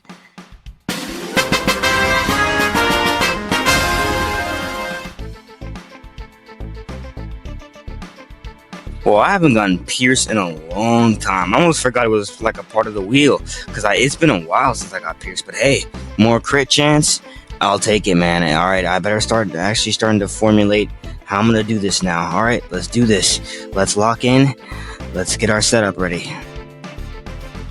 Now, first off, there was this amulet I saw in Club Escapade that I always wanted, but I never had enough, basically, yen for. And I've been saving up for the past, like, 2 weeks now, maybe about a little bit further, to just, I haven't been making any major purchase in this game, because I wanted this amulet so bad. And now that I could sell all these, like, useless ass stuff in my inventory, now I can actually have enough to basically buy it. And what it is that I think it's the I can't pronounce it. I'm not even gonna try to pronounce it, but basically it knows all elements. And I know that Jin and Takaya don't really use elements, and I know that maybe the Hangman might use elements, but I know that later down the line this null element is going to be very important. So this just clears me from getting hit with any elements now, and I think that's very necessary. So I'm definitely going to put that as my current accessory now. Now, the person I've chose to zap the fuck out of Takaya is this Dio Zasa. Damn it, why do all these personas have weird names? But I do have like a maxed out Nozomi link, so this is going to do a lot of points up. So this is going to be at least about level 54, level 53, which is okay. Like, for the most part, it'd be nice if it can be like more in the 60s range. But you know what? This is the strongest persona I saw on like a compendium research site that I could end up fusing like around my level. And this dude is good. He has Zeodon, he has a couple of like buffs, he has Marikaran, and he also has Diaranahan though. I got Diaranahan from another persona in a fusion, so that's definitely gonna come in clutch. So yeah, I'll take it. Now we go to the preparation persona phase. Now, if I had strike attacks for skill cards, you bet I would have gave it to Siegfried, but frickin' Jin's lucky because I don't have a strike skill card. But I do have Torrent Shot, so I'm gonna give that to him so I can use that for the Hanged Man. Now to cover up weaknesses. Luckily, I do have a few resistances scrambled around from getting block 4 like fragment chests, usually the one that take like 2s. I mean, honestly, it's kind of a gamble because sometimes the loot you get is pure shit from those things, but sometimes you get resistances, so hey, that's pretty cool. I give resist dark to Siegfried, resist dark to Ganesha, and resist wind to Dianos. I'm just gonna say the electric dude, yeah. And they killed literally nearly all of my resist. I barely have any left, so I hope this works out. And lastly, I give my crit rate boost, which I've been holding since the beginning of the game, ever since I did that little challenge for that little request for Elizabeth. I duplicated it because I knew I'd need it in the future. So yeah, now I got 2 of these puppies. So yeah, I decided to give 1 to Ganesha because I know he's going to be needing to hit some crits on Jin if I want to make any good progress. So yeah. Now with that all out the way, I've got everything in order. I think we should finally be done. Let's go press these 2. We're gonna get back for our homie, and we're gonna defeat that shadow and end the dark hour. Oh, it's on, baby. It's on. Before the battle, like one more quick disclaimer, I had to change one of the rules in this challenge, is that, and it's about over leveling.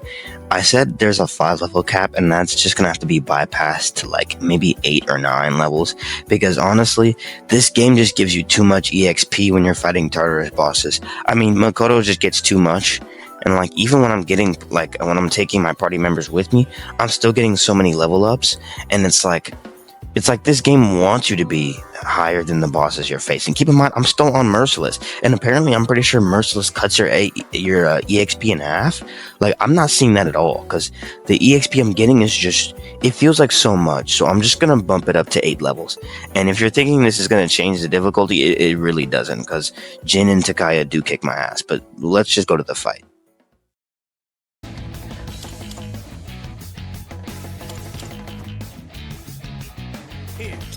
This low-key might have been the most annoyingest fight, like, out of all of these fights, because, okay, let's get into this first off. This fight starts out as Jin's always going to give Takaya a Heat Riser, and then Jin is just going to start spamming, basically, this grenade, which does just a base of 100 almighty damage. So it can't be guarded, because it still does the 100. I've already tried. You can't guard it. You can't dodge it. I don't think I've ever dodged it, even with my evasion fully up. And one time I gave Jin a debilitating item, and he still hit me with 100% accuracy. So I'm guessing this move just can't be stopped. But basically, it's just 100 every time. It doesn't matter if his attack is up, his attack is down. It doesn't matter if my defense is up, my defense is down. It's always just a base of 100, which is bad, but it's also kind of good. Because most of the time, if they buff up or anything like that, I don't have to worry about it doing any more. But I'm not going to lie, this 100 damage shit is very annoying, because it kind of determines how I play. Now, as for Takaya basically just spams elements. Now, he mostly just spams like a darkness AoE skill. And it's like, I have resist dark on most of my personas I'm using in this fight, so it's not an issue. But he also uses Bufudyne, and he also uses Garudyne. When he uses Bufudyne, I won't get frozen because I have a null element. Thank goodness. I knew it would come in clutch. I didn't think it would come in clutch this early, but yeah, it's definitely coming in clutch. I'm glad I got it. But as for the Garudyne, I heal from Garudynes as long as I'm on my Ganesha. So if he uses a Garudyne, I can heal up. But it's not like the strength and fortune dynamic where strength kept hitting me and then fortune kept healing me up. It's not like that, because again, like, it's random. I don't think it's a pattern, because Takaya will literally just use any of those 3 spells, so it's a gamble. If he uses darkness, I resist it, and if he uses Garudyne, I absorb it. So those 2 are check marks. But as for the Bufudyne, it's a little scary. It does solid damage too. Like, I'm taking 200 from the Bufudyne, so I need to always make sure I switch back to my Dionysus and cast a Diaranahan. Another thing to note about this fight is that I have to be above the HP of 240 every single time I want to use a gigantic fist. If I'm not, I'll end up dying. See, the problem is that because Jin keeps using 100s, and Takaya could hit me for a gamble, as I said, it could be a Bufudyne or whatnot. That's assuming I take about 300 damage every single time it's their turn. I only have 427 health, and Gigantic Fist uses 60 HP. So if I get under 200 and about 40 or 250, like around the 200s, then I can't attack. I have to play defensively, and I just have to keep healing up, or I could die, just like what happens here. On my second attempt, I'm playing way more defensively. I'm healing up every single time I don't see like a chance to attack, which again, of course, is going to take longer, but hey, I've got a lot of I've got a lot of SP because I'm mostly just using physical attacks, so I can heal up all day. I also cast a Revolution occasionally when I can, and with the crit rate boost combination, oh yeah, it's crit city, baby. This battle basically just goes on a while. It's just basically me healing up whenever they're hurting me, and I basically just don't attack until I find a very good opening to do so when I'm around like 250 health to do a gigantic fist, and it just goes on like that for like a very, very long time until one point I get an Oracle. The Oracle, Fuka was able to bring all my meat shields back. Hell yeah. Now I got free hits and I don't have to worry about healing up for a little bit because they can tank the hits for me. Nice one, Fuka. Many heals and many gigantic fists later, Jin does go down, but there's an issue because the moment he goes down, my controller died. I hadn't replaced these batteries in like the last 3 days, so I had to go back and like get some batteries real quick. It's crazy though, like it happened mid-recording. It's like, why? The universe just hates me. But yeah, I just get some new batteries and now it's time for Takaya. Okay, now it's Takaya's turn. Electric attacks only. Let's do this. And yeah, it's impossible. I can't do this. It literally, the problem with Takaya is that now that Jin is gone, he just basically turns into brain rot mode and he does concentrate Megiddo. He won't stop using concentrate darkness and concentrate Megiddo attacks. But I mean, the darkness is fine, but the Megiddo, what am I supposed to do? I generally can't do anything. And my electric attacks are doing like maybe 85. That's it. Give me a solid 85. I don't even have concentrate, so yeah. And I still have to use the items saved up for the Hanged Man, so I don't have any like Heat Riser items or anything like that, so I'm cooked. There's literally nothing I could do. And eventually he hits me with a concentrated Megiddo that just wipes all my health, and yeah, wow, all my work down the drain, man. So generally, is this run cooked? There's literally nothing I could do. There's nothing I could do. The last save I have is like only like 1 day ago. I don't know what I'm supposed to do in 1 day. Like, I don't know what I'm supposed to do generally in 1 day. Like, I have one wheel spin left. That's literally it. I can't adjust the over leveling rule anymore because the game did that, not me. So it's not a failed run. But if I adjust any more rules, it's cooked. That means I just can't live up to the challenges. I'm cooked. Literally, the last option I have is respinning for Takaya, and that's gonna burn all my spins. If I do that, I have no spins left, but literally, I see no other options. I'm not doing enough damage. I'm taking too much damage. His Megiddo is just too scary. I can't do anything. I'm literally at a standstill. I can't do anything. Alright, guys, I'm generally gonna have to respin this wheel. If it can give me physicals, I got it in the bag. I can actually continue this, but if not, you know what? I'm not upset. I've gone pretty far with this video, you know. It's took me a long time. I think this thing's gonna already be like past an hour and 30 minutes or whatnot. So it's a long video already. So if the challenge is a failed run, you know, it's a failed run. It's my first attempt doing a challenge like this, so I'm not even being mad. You know what I mean? I'm not even gonna be mad. So yeah, let's spin this wheel and let's see what it gives me. And if not, that's it.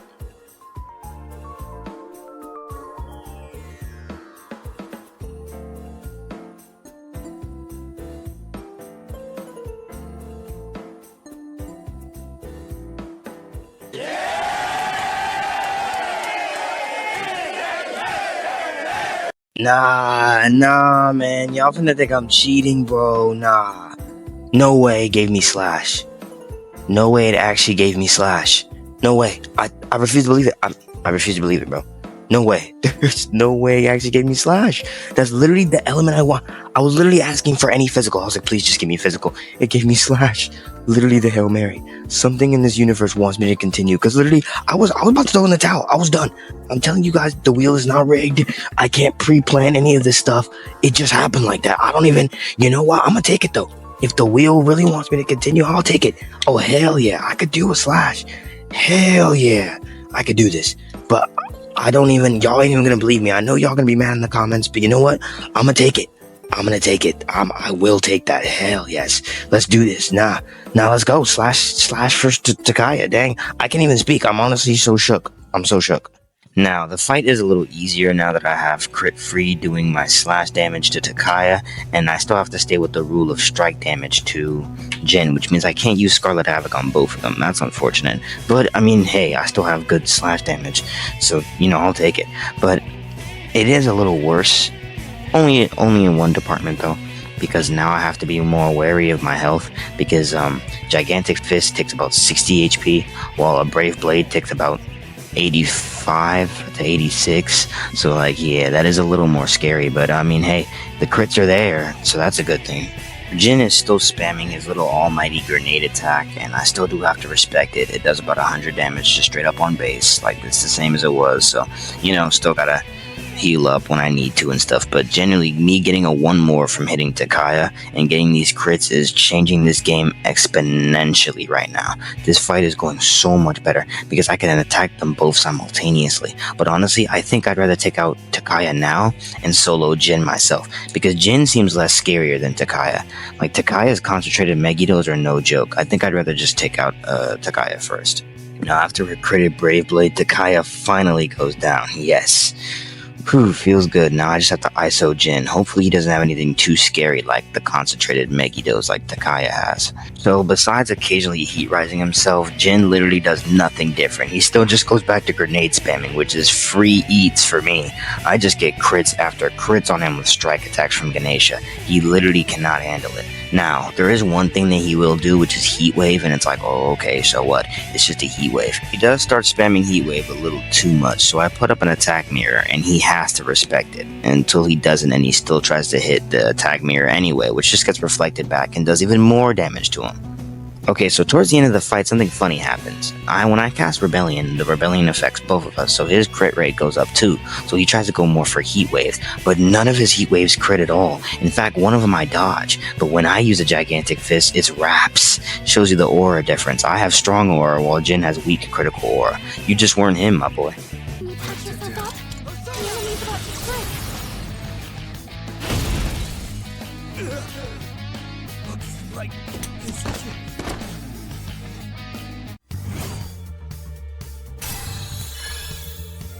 That's 4 attempts on level 62. Finally, man. I don't know if that's worth burning my last wheel spin to get that slash for Takaya, but hey, I'm still in it to win it, so you know what? I take it as a W. I honestly take it as a W. Okay, all my effort for this. Can I make it count? The Hanged Man, the most hyped up and scariest shadow of them all. I think I can pull this off. Let's do it. Let's freaking do this. Pierce attacks only. In fact, that's kind of funny. I started with pierce attacks and now I'm ending with pierce attacks. That's kind of cool, actually. I like that. It's like poetic in a way. But yeah, let's end the Dark Hour and let's save the world. Now, before I can actually touch the Hangman with pierce attacks, I actually have to take out these little statues that help bro float.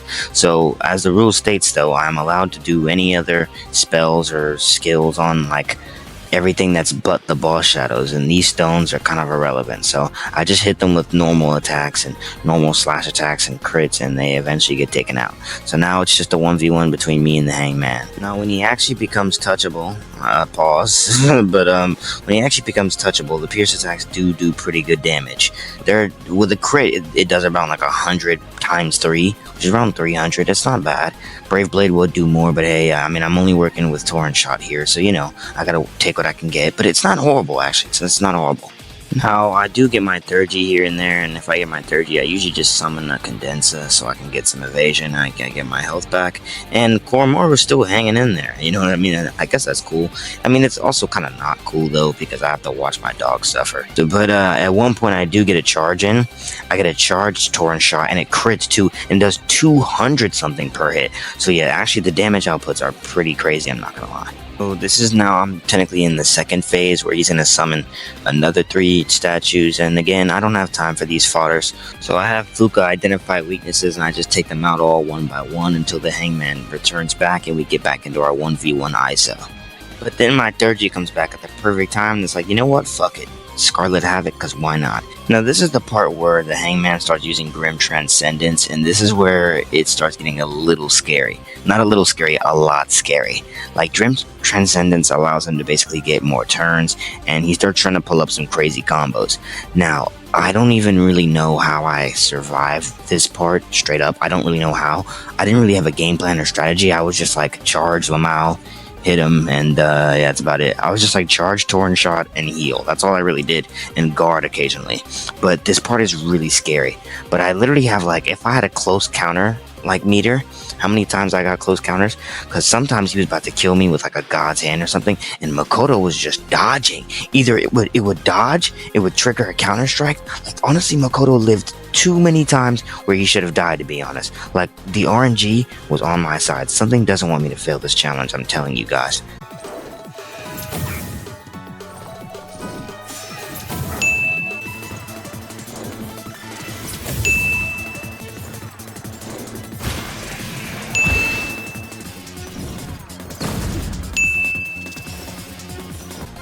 Despite this phase being so scary, I get past it due to just some charged up crit torrent shots, man. Those really come in clutch, and they're just deleting his HP. And I also get my HP back with Diryanahans, and I use all my SP restoratives, so I make sure I don't run out during like an awkward period in the fight where it's going to be detrimental to me. And with all this damage, I get him into his last phase, where he summons this big-ass statue, and Fuka warns me that it's not like the others. But I honestly could give a shit about a stupid-ass statue, man. Get the hell out of here. I pop a Scarlet Havoc, and yeah, we're back into the 1v1. You're not escaping me, boy. I'm on that ass, Hanged Man. No way I'm actually gonna do this in the first try. You're not escaping me, boy. Come on now. So, I never got a chance to explain this earlier, but I have Endure on my Ganesha. That's why I wanted my Ganesha to level up to at least 55, because that's when he gets Endure, which basically allows you to like survive one fatal blow with 1 HP, and this is where it's gonna come in clutch, because the Hangman will basically do like one scripted Megidolahan, which you just can't not dodge. You can't like, basically he sets it up where it's nearly impossible to dodge, and you're just gonna straight up like die to it if you're alone. Now normally if you have party members, you can survive it basically, because they can debuff, like take off the buffs and then take off like his buffs and then your like debuffs, you know, stuff like that. They can help you out, but because I'm alone, I don't have enough time. He's Heat Risered, concentrated, and my defense is down. That's gonna do just too much damage even if I did guard it. So the only way I can actually survive this is with an Endure. But after he hits me with it, I just heal back up and I can go on the offensive again. So I keep up the pressure. I always get Torrent Shock crits when I can. I keep charging up. I keep giving myself SP restoratives and HP restoratives. And you know what? He starts getting to the red. And honestly, I'm starting to see victory on the first try in Reach. At one point, things do get a little bit scary when he crits me with Akasha Arts, but he wastes his chance to actually kill me when he uses a Dakaja when I didn't even have any buffs on. Like, what was the AI thinking? Like, low-key, he sold right there. He also just starts spamming random moves like Virus Breath. Like, where did that even come from? Also, he had a Tetracon up, but because I block Slash, I just hit the Tetracon to get it off. Yeah, sorry, bro. That's not gonna work. It's not gonna save you from these Pierce bullets, bro. A few more crits to the body, and yes, the Hangman actually does go down in my first attempt. My first attempt, the Hangman goes down. How the hell I have more trouble with Jin and Takaya, and the boss that's supposed to be harder than them goes down in one turn, man? I really don't get it, but you know what? Fuck it. I'm glad we're finally done.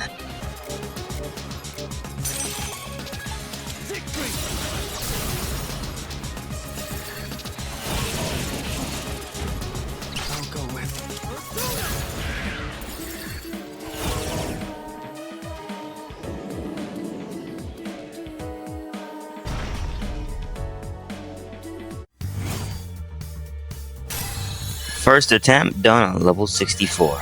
Let's go, guys.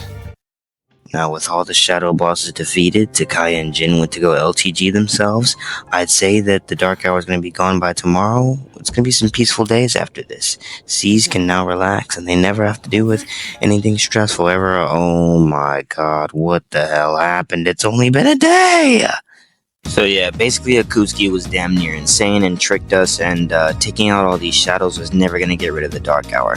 So now Seize is basically distraught, Mitsuru's father is dead, and it's not looking good. But hey, I mean, things can't get worse from this, right? This is already like the worst possible outcome. I can't stand the sight of you all anymore. Yo, isn't this Junpei's girl? Junpei, what are you doing, bro? What is going on? Now, I do also have to roll for Chidori, because Chidori is essentially, yes, a major story boss fight. At least she's considered one on the wiki, so I do have to actually roll a skill for her, despite it really not mattering, because I don't actually have to, that's not even a word, what the hell, mattering? I don't think, whatever, despite, it doesn't really matter, again, because, like, I don't actually have to finish her off. She kind of just comes to her senses, and the battle will just self-conclude after like 5 turns. So that's good. So whatever I do get, it doesn't really matter. So this is a freebie, which is a good thing. So let me just roll though, just for the sake of the challenge.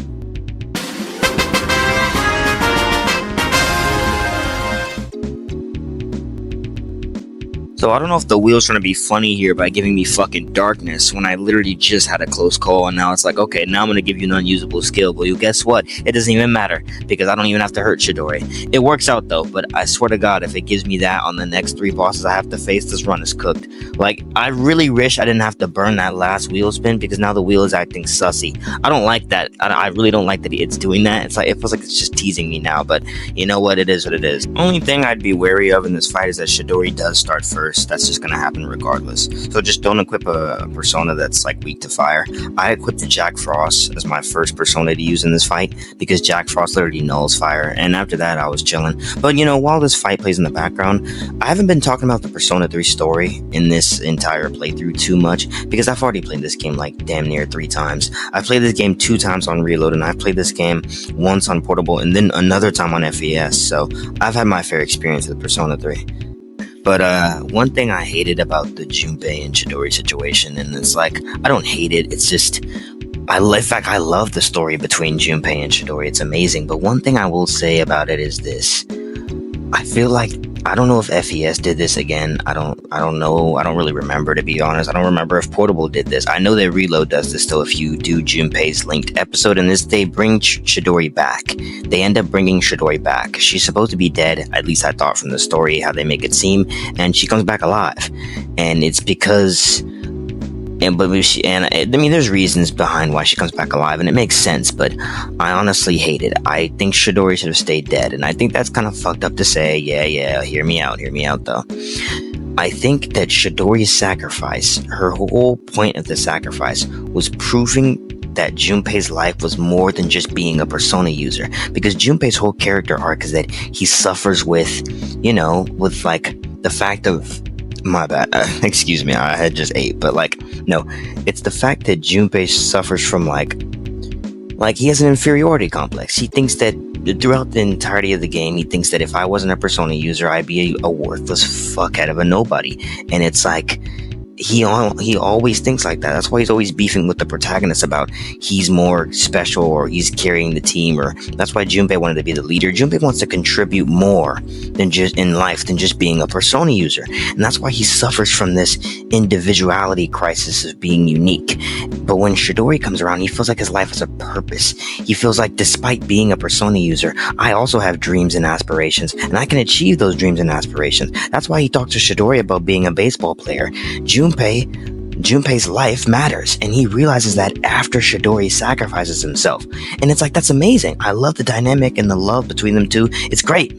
But when they bring back Chidori, it's like, what was the point of the sacrifice? It takes away the entire significance of the sacrifice, And it's like, I get it. Chidori's back. Junpei's happy that she's back. But it's like, they can't even interact with each other anymore because she doesn't remember him anymore. So it's like, what's the point? Yeah, I'm sorry I went on a 2-minute rant about this, and I don't know. Like, let me know in the comments below if you agree with me or whatnot, and what you guys think about the whole dynamic between them two, and if you think that bringing her back was a good idea. But me personally, I thought it was bad for the story. But anyway, let's get back to the challenge run. So yeah, Chidori sacrifices her life for Junpei, and he's distraught that she ends up dying. But hey, you know what? I know I've said this a few times, but I think this is truly the last bad thing that's gonna happen for this team in a little while. Like, they've gone through it all for this entire week.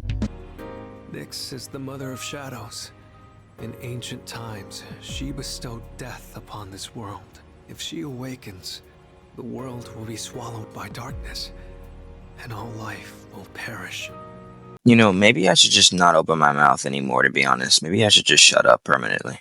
Now, after Ryoji drops this bombshell that the world's basically just gonna fucking end, I mean, we kind of have a month to just basically to our own. But as for the actual month itself, I just use it to clear out Tartarus extremely fast with Siegfried, and I do one social link which I max out, which is that track kid. I forgot his name, but yeah, the track kid, the star kid, I'm not even gonna try to pronounce Japanese names. I honestly suck. I just suck. But honestly, like, I really needed his link because he gives me Hallel, and I need Hillel to fuse a certain someone, which I'll explain a little later. But also, I honestly like this kid. He's like one of my favorite social links in the game. Honestly, like, I could do the other ones right now with all this free time, but honestly, I don't really give a shit. Like, I don't really need to. And I've kind of already, I don't know. I just don't feel like doing any other social links, to be honest. I really don't. So after a whole lot of arcade days and nothingness, Ryoji finally comes back for me to make my decision. And while I could kill bro now and just basically end the challenge and say I completed it, the wheel is kind of based on only the bosses in this game, the major bosses. And come on, I did want to finish all of them, so I can at least say I tried to finish the challenge, or I did finish the challenge, you know? If the wheel doesn't fuck me over. But you know what? I'm gonna give it a try, so... Sorry, Ryoji, you will not be killing yourself today, or I will not be killing you either. You're gonna live to see another day, my boy. Now, I did the good ending option, so that means that the Fool Arcana is now going to be maxed out and changed into the Judgment Arcana, which is the Nyx Annihilation team. And arguably, the Judgment Arcana is the best Arcana in the game for fusing Personas. It has all the broken goody, like nice, tasty, delicious personas that you want towards the end game, and that's why I think Judgment is honestly one of the best. And Judgment isn't really like a social link, because all I have to do is just beat the Tartarus bosses and it'll level up naturally. Nice. Now that the final battle is getting even closer, there's only a few more things I gotta do until I'm finally situated to take on the final 3. Let's get these things out the way. First off, I gotta clear all the gatekeepers before, I'd say like the 20th, because I still want to have time to max out Aigis' social link. Now, all the gatekeepers I usually take out once per day, so I can go back and make sure I have enough resources and whatnot. Well, not one per day, but, you know, I try to come back, because I do have a few days to burn in this month, so I try to be resourceful. And this last gatekeeper is an absolute joke. Most of the gatekeepers get mostly one-shotted, but I did have a few troubles with some of them. But Siegfried completely made a mess of this last guy. Bro didn't even get a chance to move. Now that the Judgment Arcana is at max, I can get the max social link bonus when I fuse Lucifer. And the next day I decided to start getting closer to finishing Aigis' social link. Now, before I fuse Lucifer, I have to get the ability to actually fuse him. In order to do that, I've gotta have tea with my attendant. Yeah, we're definitely not knocking boots, banging, smashing, or anything like that. Now we're just talking about food. Yeah, we're just talking about food and having tea. Completely normal stuff. So after she does that, she'll give you the ability to fuse Lucifer, and I waste no time doing that, baby, because he's gonna be the savior of this run. Because of that huge bonus I got from the Judgment Arcana, I got him off a 94. And I just go to Tartarus that night, grind up a little bit the next day, and he's at 96 now. And once he reaches level 96, he drops his little heart item for you, which is the Fallen Angel Wing.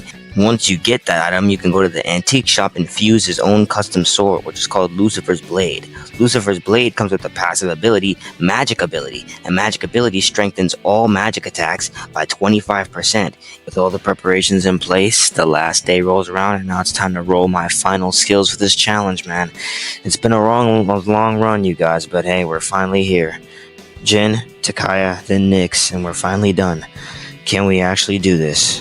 Now, the main reason why I'm glad I have Lucifer and Siegfried is because Siegfried covers all Fizz, and Lucifer is covering Almighty, Wind, Ice, and Fire. So whatever the wheel rolls on, I'll most likely have it covered besides Light and Darkness. Then I'm just cooked. Then the video might just abruptly end, because it's like, well, what can I do? But if it lands on anything else, Lucifer got it covered and Siegfried got it covered. There's no element I can't cover right now, which is why these two personas are going to be basically carrying me for the last couple of fights left.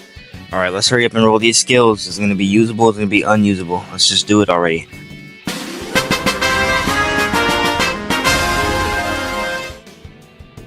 Oh, thank goodness, we made it. Pierce and Almighty. I could do it.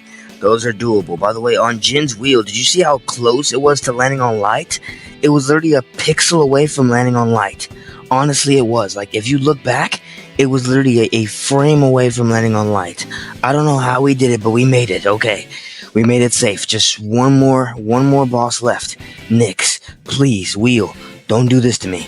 Just give me something I can use, and that's it. Anything but Light and Darkness, okay? And we cool, alright? Please. Please, don't do this to me. Please don't do this to me. Wait, is that a lek? Oh, okay, ice, bet. Alright, ice, baby, I'll do it. Alright, ice. I'll take it. Yeah, that works fine, honestly. This is a doable challenge then. That means after these last 3 bosses, I did it. All that's left is up to me now. No more RNG bullshit. It's all up to me. Alright, I step into Tartarus and it's locked in now. I can't leave. I can't do anything else till the job's done. So this is the all for be all. But at least I don't have to spend any more HP or SP outside of battle because Elizabeth can now heal my full team for free. So that's nice. I asked Fuka to lead me the way where Jin is. She shows me the way. And now it's time for the boss fight. I've got my Lucifer ready, I've got my Siegfried ready, and I've got my Thunderbird passives ready. It's on. Before the battle, Jin talks about some backstory, some history about himself, and about how Strega came to be and stuff. We chatted up for a bit, but then he locks in for his boy Takaya, and I gotta lock in for my team too. It's nothing personal, bro. It's just business. Now, I don't know if it's because Jin is alone this time, or it's because maybe training for 2 months in Tartarus did something to me, but this fight is tremendously easier than it was last time. There are some, a few problems later down the line, but they're very easy fixes. They're not even remotely, should I call them, problems. For example, in this fight, his little spammable grenade that he had last time that does a base of 100 damage, which I've seen everyone talk about in this fight, because apparently if you have no weaknesses, he'll just spam the grenade, but this time the grenade does 200 on base, not 100, so I expected to just start doing that off the bat, but he actually doesn't. Instead, he starts hitting my absorbs for some reason. He doesn't actually start spamming the 200 grenade almighty attacks until later in the fight. I forgot this fight is scripted, so yeah, he has phases, I guess you can call them, yeah, phases, and you have to reach past every checkpoint phase. He'll say something and then he'll change his playstyle. But I guess in this first phase, it is so damn easy. He's just hitting my absorbs and it's I'm just hitting him for concentrated Megidolohans, and it's well, yeah. After a while, he does start doing his grenade 200 damage almighty spam thing, which does get pretty fucking annoying, I can't lie. It's not it's hard to deal with, it's just the fact that I have to keep healing up every single 3 fucking turns because it's 200 on base is crazy. I only have 500 health. I can only take about 2 of these until I have to heal up again, and it's just really annoying because it's just slowing my process. It's not even hard, it's just dumb. But that's when I remembered that when I was fusing Lucifer, I had to fuse Hillel and Satan, and that gave me access to Armageddon, but I just forgot that I actually had it, and Armageddon is almighty, so I decided to fuck around and find out and actually try and see if I can use Armageddon in this fight. Now, when I used Armageddon, it pushed him into his last phase, which he basically just stabs himself with this fucking poison, which is supposed to heighten his abilities but temporarily, because at the same time it's also killing him. Now after he does this, he does a scripted Megidolahan once, which is actually so damn strong. Even though I used the Soma, which healed my HP all the way back at full health, it still wasn't enough to tank the freaking Megidolahan, and I straight up died. But I was ready for it next match, because I realized that I have good Endure on my Ganesha. So the next time he uses Megidolahan, I'll just make sure he triggers my Endure so I won't die.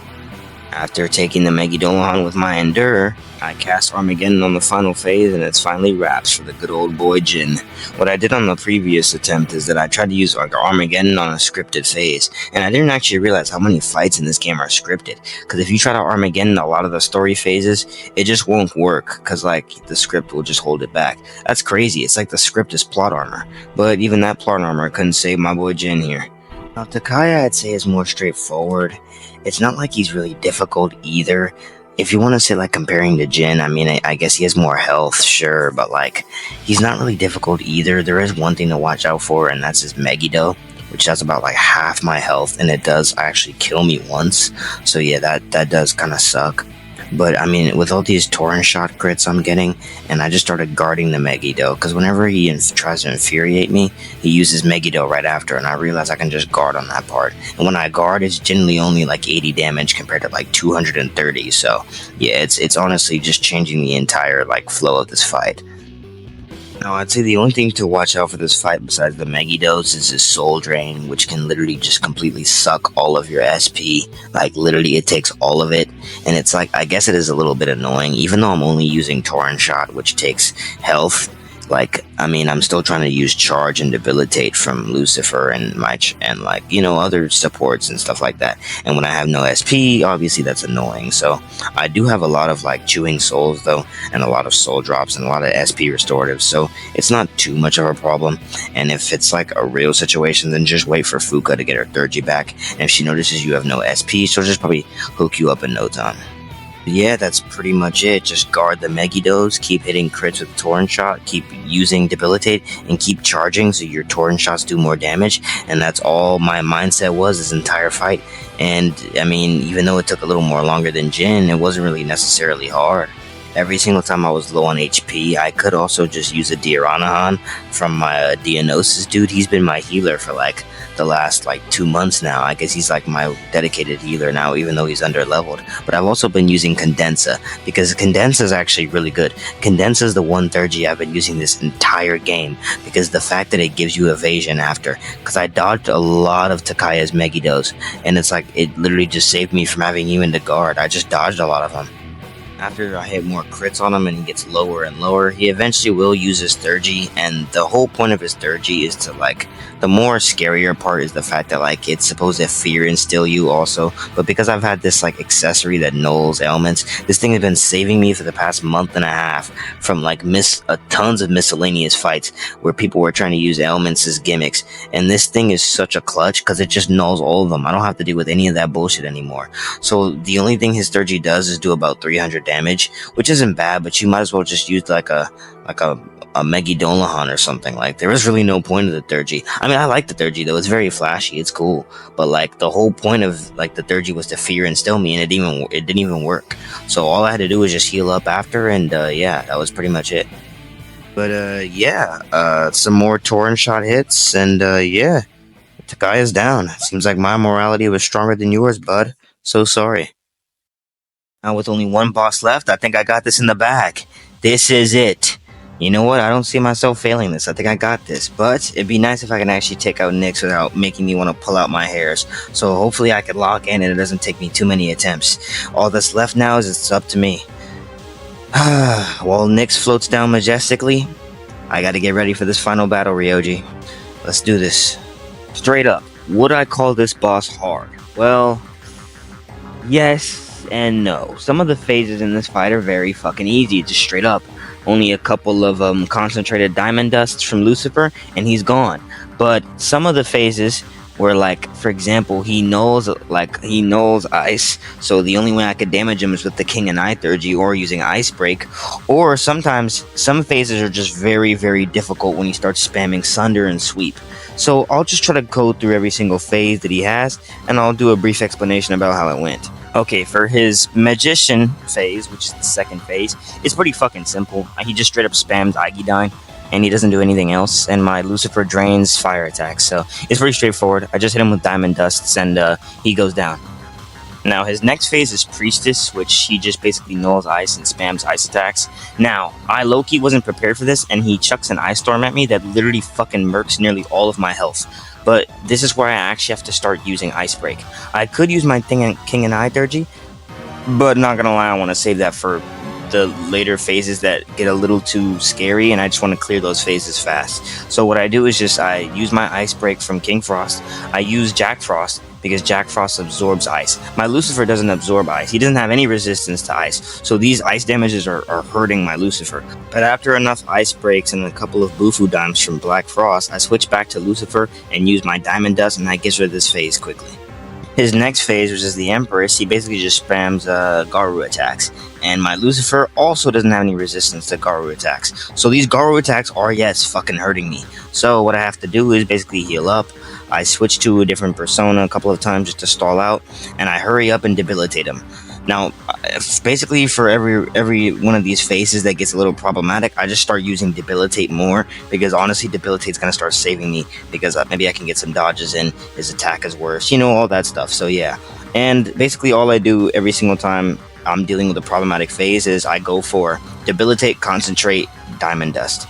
Now, in this phase, he does resist ice, and even my concentrated Diamond Dust are being basically fucking neutered. So I just decided, you know what, nah, screw this. I just pop my King and I. Maybe I'll just build up my third G for the next phase or whatnot, because I need to get off this phase. I don't like it.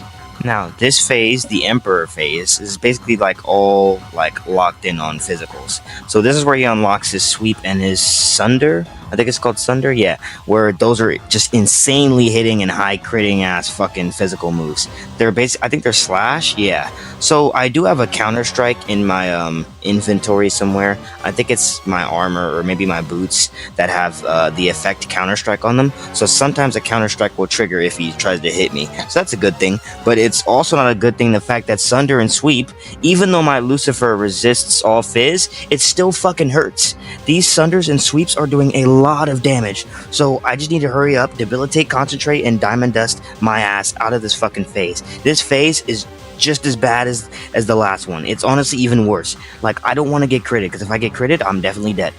Sometimes I switch to my Siegfried because my Siegfried completely null slash, and whenever Nyx tries to use sweep or sunder, then I could just stall with Siegfried. So whenever Siegfried's out, I can just stall and keep spamming life stones and like those water healing effects, so I can get my health all the way up, and then I could just switch back to my Lucifer and use Diamond Dust and get off of this phase. Sheesh, I hated this phase, man. After the Emperor, he goes to the Hierophant, which basically focuses on trying to fear instill you with Doomsday Doctrine. But again, because I have my null elements, it's not really doing shit to me, and it's basically a free wasted turn. He also gets Darkness in this phase, but I resist it, so it's not really an issue, and this phase goes down with a couple of more Diamond Dusts. The next phase, which is the Lovers, is another gimmick phase. He just tries to go for element cheese, which is like Charm and Heartbreaker and Holy Arrow, other like charm inducing moves and stuff. But again, my null accessory literally like kind of rids this whole fear factor of this phase. The only thing I'd say to worry about is the Heartbreaker, because for some fucking reason his Heartbreakers are still doing like 180 damage. Like, why is it doing that much? Also, whenever I'm on my Lucifer, he'll use sweep and sunder, but whenever I switch to my Siegfried to avoid the sweep and sunders, he'll use like a Miragi Dine. So like Nyx is actually like learning when and like fucking where to use skills, and that Miragi Dine is not a joke. That shit is hurting.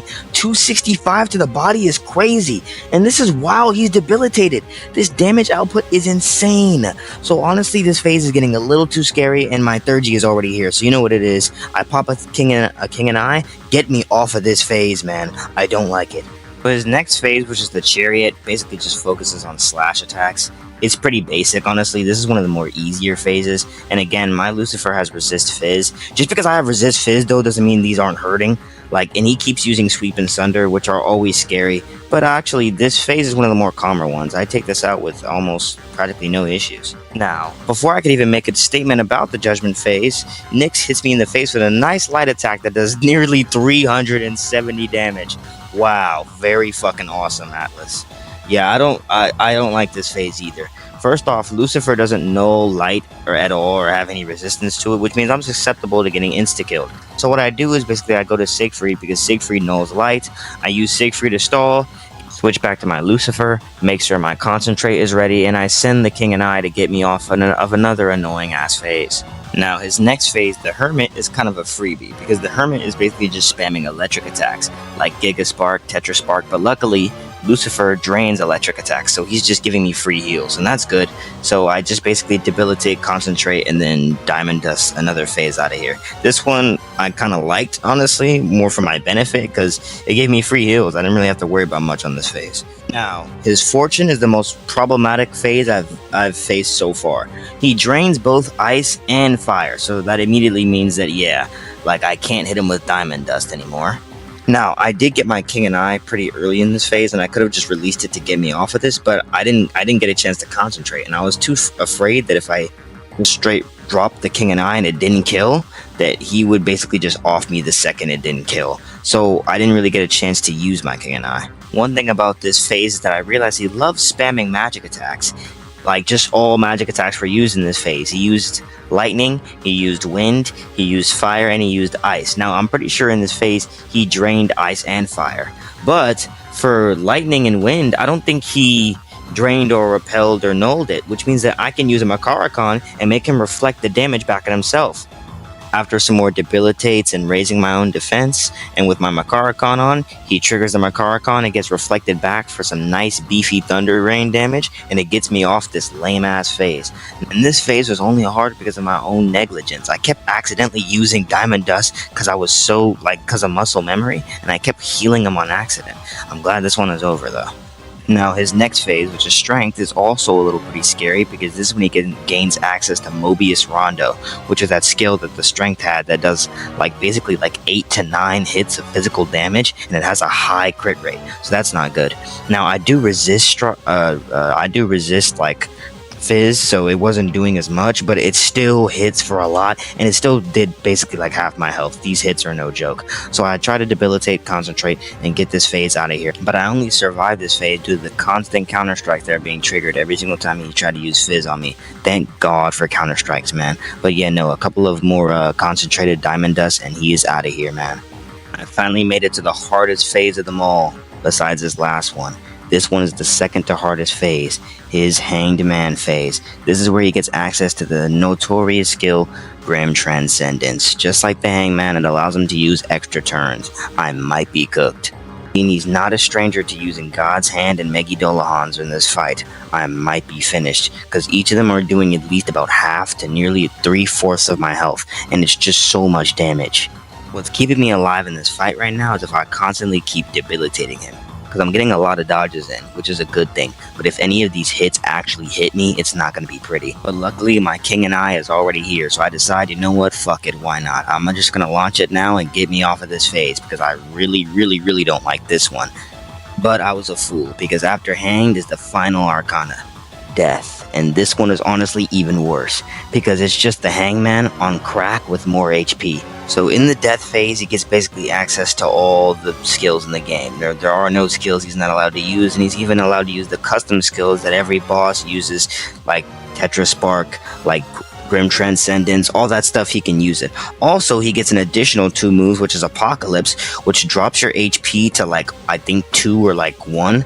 It won't kill you, but it drops your HP to a literal sliver. And he also uses Knight's Queen, which does decent almighty damage and inflicts random ailments all over the place. But again, that's not an issue because I have the Null accessory. So it's just basically a Megidolahan. In this phase, it's all about defense. Defense everywhere. Just keep getting debilitates, keep rising your own defense, keep healing, and just repeat that process over and over and over and over again. That's all you can do. You only get about maybe 1 turn out of 6 or 7 where you actually get to do what you want, which is possibly attack. But he has my Makarikon up, so I can't even attack even if I wanted to. So I decided the only thing I can do is just use my 3G to put on damage, and I'll just have to whittle him down with my 3G alone when I get pockets of chances to attack. But besides that, it's all defense, baby, because that's all I really can do.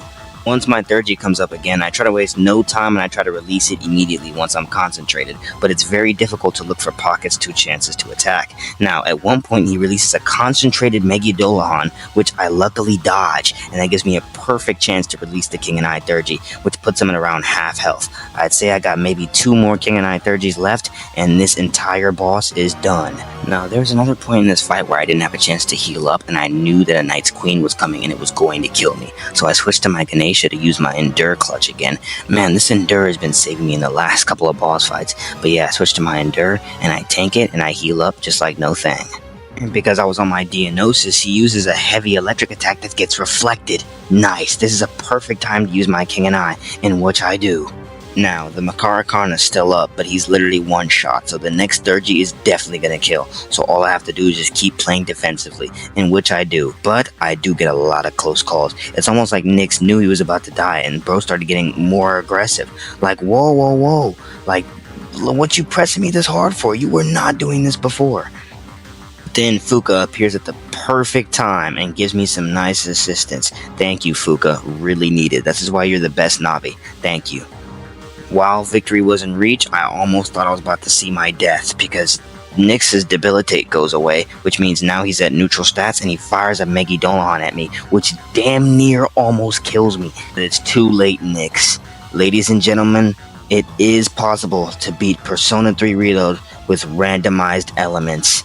The new challenge run completed, baby. Let's go. 「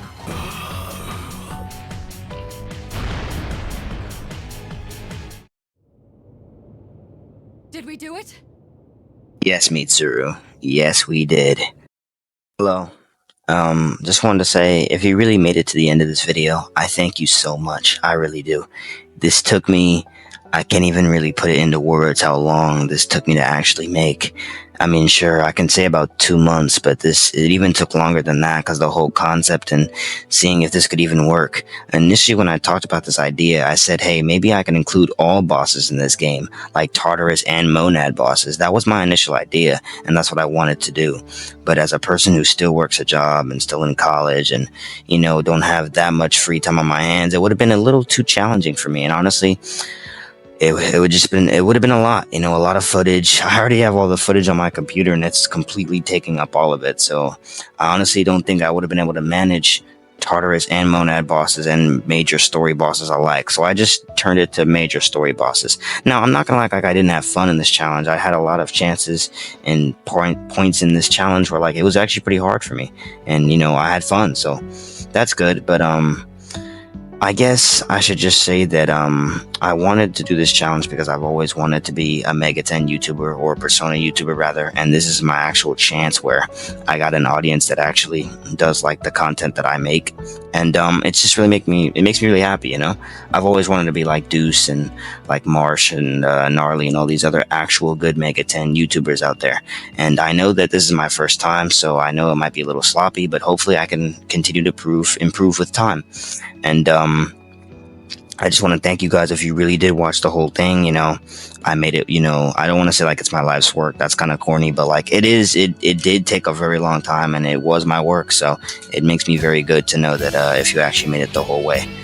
I want to personally shout out my friends Ivan and Zero mainly because I talked to him about this concept and he really helped me out. He just told me some things about it and how it could work out and whatnot. I also want to thank the guy who does my thumbnails too. I really want to shout out him as well. I don't know if he'd rather keep his name like anonymous, so I'll do that. But if he's watching this video, just want to say thank you so much to you as well. And personally, thank you all my fans, or to all the people who actually watch me. Really, it means a lot. And yeah, I just really thank you guys. But I'm gonna take a break after this, since this did take me a really long ass time. I will keep doing parodies and such. I'm only gonna take maybe about a 6 or 5 day break because SMTV does drop pretty soon, and I want to get on that as well. But I just want to thank everyone, all of you guys. Thank you so much.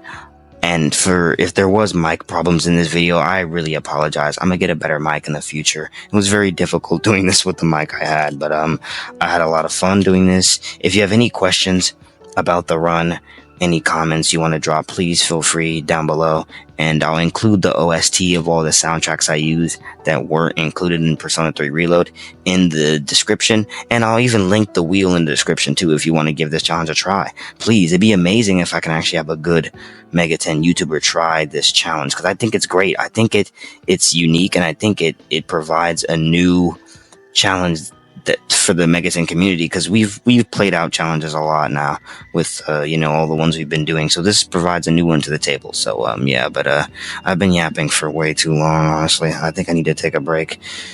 Take care, you guys. I love you all. Have a great one.